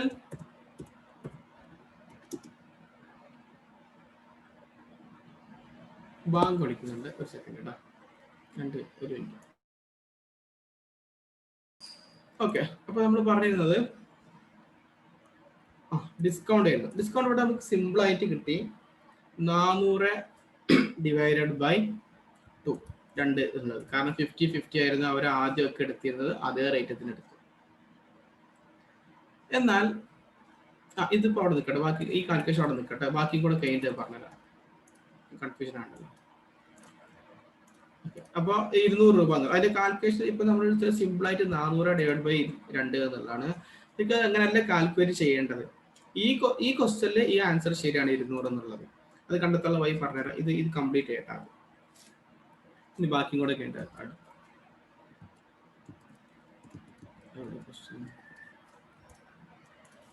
okay, അപ്പോ 1300 രൂപ നൽകി. അപ്പൊ 1300 രൂപ നൽകുമ്പോൾ അതിന്റെ ഡിസ്കൗണ്ടും കൂടെ എന്ത് ചെയ്തു? നമ്മൾ കാണിച്ചു കൊടുത്തു 200 രൂപ. ഇപ്പൊ രണ്ടാമത്തെ ബില്ല് എക്സ് അക്സെപ്റ്റ് ചെയ്ത് കൊടുത്തു. എന്നിട്ട് അതില് ഡിസ്കൗണ്ട് ചെയ്തു വൈ. അതിൽ നിന്ന് കുറച്ച് പൈസ നമുക്ക് ഇങ്ങോട്ട് തന്നു. ഇപ്പൊ ആരാ അക്സെപ്റ്റ് ചെയ്തത്? നമ്മൾ അക്സെപ്റ്റ് ചെയ്തു. മീൻസ് എക്സ് ആണ് അക്സെപ്റ്റ് ചെയ്ത് കൊടുത്തിട്ടുള്ളത്. അതുകൊണ്ട് ഈ ബില്ലിന്റെ 7000 രൂപ ബാങ്കിലേക്ക് നൽകുക എന്നുള്ളത് എക്സിന്റെ ഉത്തരവാദിത്തമാണ്. ആ എക്സിന്റെ ഉത്തരവാദിത്തം നിറവേറ്റണം ഇതിന്റെ ഡ്യൂ ഡേറ്റ് കഴിയുമ്പോൾ. ആ ഡ്യൂ ഡേറ്റിന്റെ സമയമായപ്പോൾ നെറ്റ്വർക്ക് നല്ല പ്രശ്നമുണ്ടല്ലോ, കട്ടായി പോകുന്നുണ്ട്.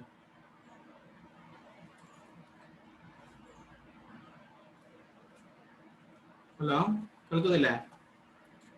അപ്പോ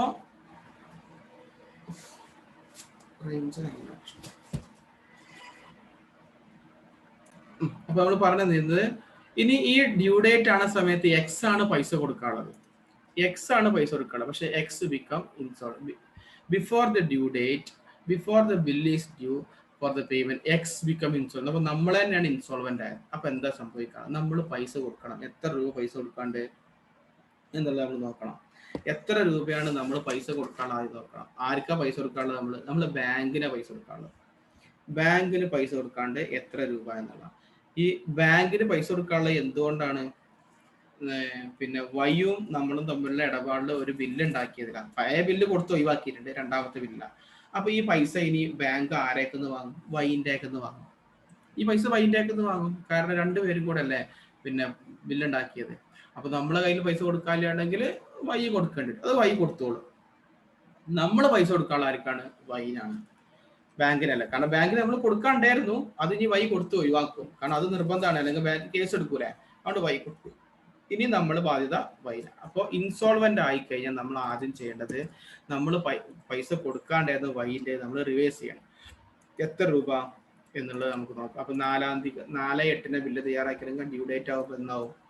4 മാസമാണെങ്കിൽ 8ാമത്തെ മാസം പറഞ്ഞാൽ August, September, October, November, December. അപ്പൊ ഡിസംബർ 4-ാം തീയതി, അതിന്റെ 7-ാം തീയതി ആയി. 7 ഡിസംബർ 2018 എന്ത് ചെയ്തു? ഇയാൾ ഇൻസോൾവെന്റ് ആയി. ഇൻസോൾവെന്റ് ആകുമ്പോൾ ആദ്യം ചെയ്യല്, നമ്മളിപ്പോ വൈനാണ് പൈസ കൊടുക്കേണ്ടത്, അതിന് പകരമാണ് ബില്ല് കൊടുത്തത്. ആ ബില്ല് നമ്മൾ എന്ത് ചെയ്തു? ഡിസ്കൗണ്ട് ചെയ്തിട്ടുണ്ട് അയാള്. അവിടെ നമ്മൾ ബാങ്കിന് കൊടുക്കണം. നമ്മൾ ഇൻസോൾവെന്റ് ആകുമ്പോൾ ആ പൈസ ബാങ്കിന് ആര് കൊടുക്കേണ്ടി വരും? വൈ കൊടുക്കും. അപ്പൊ ഇനി നമ്മുടെ ബാധ്യത വൈക്ക് കൊടുക്കാനാട്ടാ. അപ്പോൾ വൈക്ക് കൊടുക്കാനാണ്. അപ്പൊ നമ്മൾ നേരത്തെ ഉള്ള ബില്ല് ക്യാൻസൽ ചെയ്യണം. അപ്പോൾ ഈ ബില്ല് നമ്മൾ ക്യാൻസൽ ചെയ്യണം. Bills payable account debtor. നേരത്തെ നമ്മൾ ഇത് ബില്ല് ക്യാൻസൽ ചെയ്യണം. Bills payable account debtor to വൈക്ക് പൈസ കൊടുക്കാനുള്ളതായിട്ട് കാണിച്ചു. എത്ര രൂപ വൈക്ക് കൊടുക്കാണ്ട്? 7,000 രൂപയുടെ ബില്ലായിരുന്നത്. 7,000 രൂപ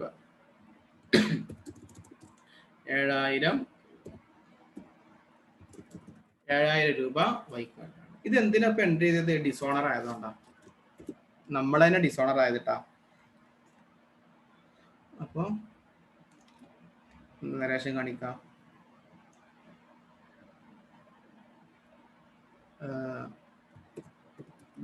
acceptance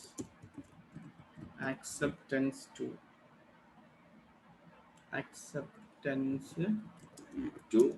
വൈക്കുള്ള acceptance ഡിസോണർ ആയി. ഡിസോണർ എന്താ കാരണം?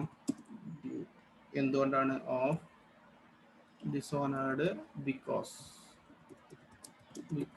ഓഫ് ഇൻസോൾവൻസി കാരണമാണ്. ഇൻസോൾവൻസി കാരണം അത് നമ്മൾ പിന്നെ ക്യാൻസൽ ചെയ്തു. ആ നേരത്തെ പൈസ കൊടുക്കാനുള്ള ബിൽസ് പേബിളിൽ നേരെ റിവേഴ്സ് ചെയ്തു. ഇപ്പൊ നമ്മൾ വൈക്ക് 7,000 രൂപ കൊടുക്കാണ്ട്. എന്നാൽ ശരിക്കും നമ്മൾ വൈക്ക് 7,000 കൊടുക്കാനുണ്ടോ? വൈക്ക് നമ്മൾ 7,000 കൊടുക്കാനില്ല. ശരിക്കും 3,500 കൊടുക്കാണ്ടാവുള്ളൂ. അതെന്താ കാരണം? അതിന്റെ പകുതി കൊടുത്താൽ മതി. പകുതിയാണ് നമ്മുടെ ഉത്തരവാദിത്തം, പകുതി അയാളുടെ ഉത്തരവാദിത്തം തന്നെയാണ്. അപ്പൊ ശരിക്കും നമ്മൾ പൈസ കൊടുക്കാളില് പകുതിയേ ഉള്ളൂ ഇയാളുടെ ഉത്തരവാദിത്തം. കാരണം പഴയ ബില്ലിന്റെ പൈസ ഫുള്ള് കൊടുത്തിട്ടുണ്ട്. ഇനി ഇതിന്റെ പകുതി കൊടുക്കാണ്ട്. അപ്പൊ പകുതിയെ പൈസ കൊടുക്കാനുള്ളൂ. അപ്പൊ ആ പൈസ ഇനി കൊടുക്കണം. നമ്മൾ കൊടുക്കണം എങ്ങനെയാന്നുള്ളത് നോക്കട്ടെ. ഇനി 2018 വൈക്ക് ഇനി പൈസ കൊടുക്കണം. ബിൽസ് പേബിൾ നമ്മൾ ക്യാൻസൽ ചെയ്തിട്ടാ. ഇനി വൈക്ക് നമ്മൾ കൊടുക്കാണ്ട് പൈസ. Y's account 3,500. ഇത് എങ്ങനെ കിട്ടിയെന്നുള്ള സംശയത്തിലുള്ള ഉത്തരമാണ് ഞാൻ പറഞ്ഞത്. 7,000 രൂപയുടെ ബില്ലായിരുന്നു. പക്ഷെ ആ ബില്ലിന്റെ പകുതി ആരുടെ ഉത്തരവാദിത്തം തന്നെയാണ്? പിന്നെ വൈൻ്റെ ഉത്തരവാദിത്തം തന്നെയാണ്. കാരണം ബില്ല് 50-50 എടുത്തിട്ടുള്ളത്. അതുകൊണ്ട് വൈ ആണ് 3,500. ബാക്കി 3,500 നമ്മൾ വൈക്ക് ഇനി കൊടുക്കാനുള്ളൂ. അപ്പോൾ Y's account debtor to bank. അയാൾക്ക് നമ്മൾ നൽകുന്നുണ്ട്, ബാങ്കിൽ പൈസ കൊടുക്കുന്നുണ്ട്. എങ്ങനെ നൽകുന്നത് എന്നുള്ളതാണ് വലിയ രസമുള്ള പരിപാടി. എങ്ങനെ നൽകുന്നത്? 1 രൂപ കൊടുക്കാനുള്ളടത്തേക്ക് അയാൾക്ക് 25 പൈസ കൊടുക്കുന്നത്. 25 പൈസ in rupee received from his estate. അഥവാ എക്സിന്റെ അടുത്ത് വൈക്ക് കിട്ടിയത് 25 പൈസ വെച്ചിട്ടാണ്. അപ്പൊ 3,500 എത്ര ഉണ്ടായിരിക്കും? ഇൻറ്റു 0.25 വെച്ചിട്ട് എത്ര കൊടുക്കുന്നുണ്ടാവും അയാൾക്ക്? 3,500 ഇൻറ്റു 0.25 875 രൂപ അയാൾക്ക് നൽകും. ബാക്കിയുള്ള പൈസ ഇനി നമ്മൾ അയാൾക്ക് നൽകൂല. അത് നമ്മുടെ ഡെഫിഷ്യൻസി എന്ന് പറയുന്ന ഒരു അക്കൗണ്ടിലേക്ക് കാണിക്കും. ഡെഫിഷ്യൻസി അക്കൗണ്ടിലേക്ക് കാണിക്കും.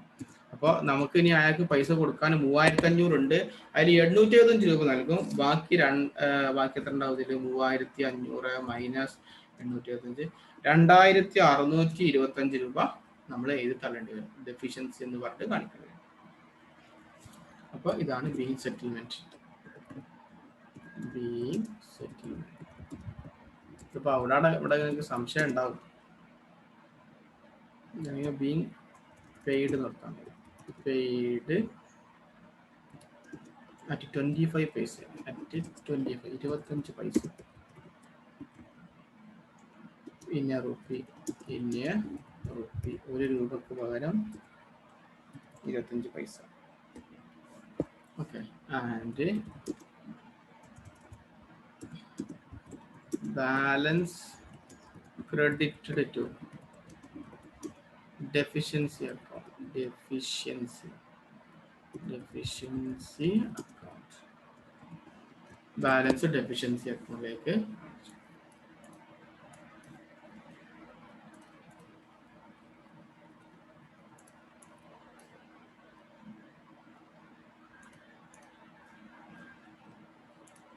ഈ കാൽക്കുലേഷൻ ഞാൻ പിന്നീട് പറഞ്ഞുതരാം. ഇത് കഴിഞ്ഞിട്ട് ഒന്നും കൂടി കൺഫ്യൂഷൻ ആണ്. കുറച്ച് എൻട്രി പുറത്തേക്ക് മാറ്റുന്നുണ്ട്.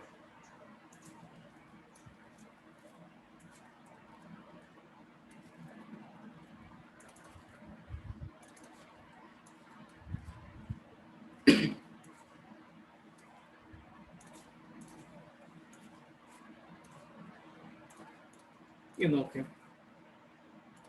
ആദ്യം എക്സും വൈയും കൂടെ ബില്ല് തയ്യാറാക്കി. വൈ ആണ് ബില്ല് ആക്സെപ്റ്റ് ചെയ്തത്. അപ്പൊ നമുക്ക് എക്സിന് ബില്ല് കിട്ടി. ആ ബില്ല് ബാങ്കിൽ കൊണ്ടുപോയിട്ട് ഡിസ്കൗണ്ട് ചെയ്തു, ക്യാഷ് ആക്കി മാറ്റി 3900 രൂപ പകുതി അയാൾക്ക് നൽകി. ഇതാണ് ഒന്നാമത്തെ സ്റ്റേജ്.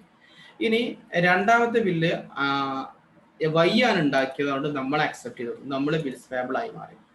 അത് അയാൾ ബാങ്കിൽ നിന്ന് ഡിസ്കൗണ്ട് ചെയ്തു, അതിന്റെ പകുതി പൈസ അയാൾ ഇങ്ങോട്ട് തന്നു.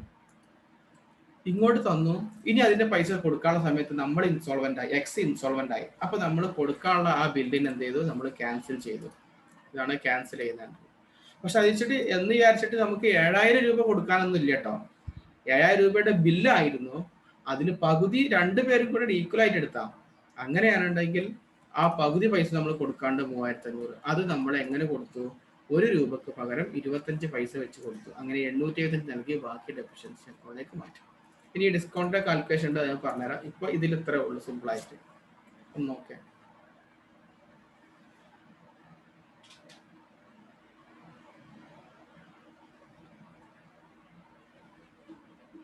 ഇതാണ് അക്കോമഡേഷൻ ബില്ല്. ഇനി ഇത് മറ്റാളെ ബുക്ക് ചെയ്യാം. അടുത്ത ക്വസ്റ്റിനോ അല്ലെങ്കിൽ ഈ ക്വസ്റ്റ്യൻ തന്നെ നമുക്ക് അടുത്ത ആളെ ബുക്ക് ചെയ്യാം.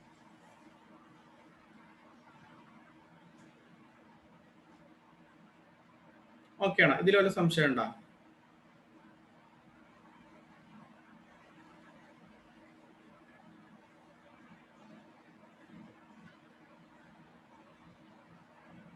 ഇതിപ്പോ ഇതാണ് ഒരു പുതിയത് വന്നത്, ഡെഫിഷ്യൻസി അക്കൗണ്ടിലേക്ക് മാറ്റണം. കാരണം നമ്മൾ കൊടുക്കാനുള്ള പൈസ നമുക്ക് കൊടുക്കാൻ പറ്റിയില്ല. 3500 രൂപ നൽകണം നമ്മൾ. അതിൽ 875 നൽകിയത്. ബാക്കിയുള്ള എമൗണ്ട് നമ്മൾ ഡെഫിഷ്യൻസി അക്കൗണ്ടിലേക്ക് മാറ്റണം. ഓക്കെ ആണെങ്കിൽ നമുക്ക് ഒരു 10 മിനിറ്റ് ബ്രേക്ക് എടുക്കാം. Okay, 10 minute break. 45-ന് തന്നെ തുടങ്ങും.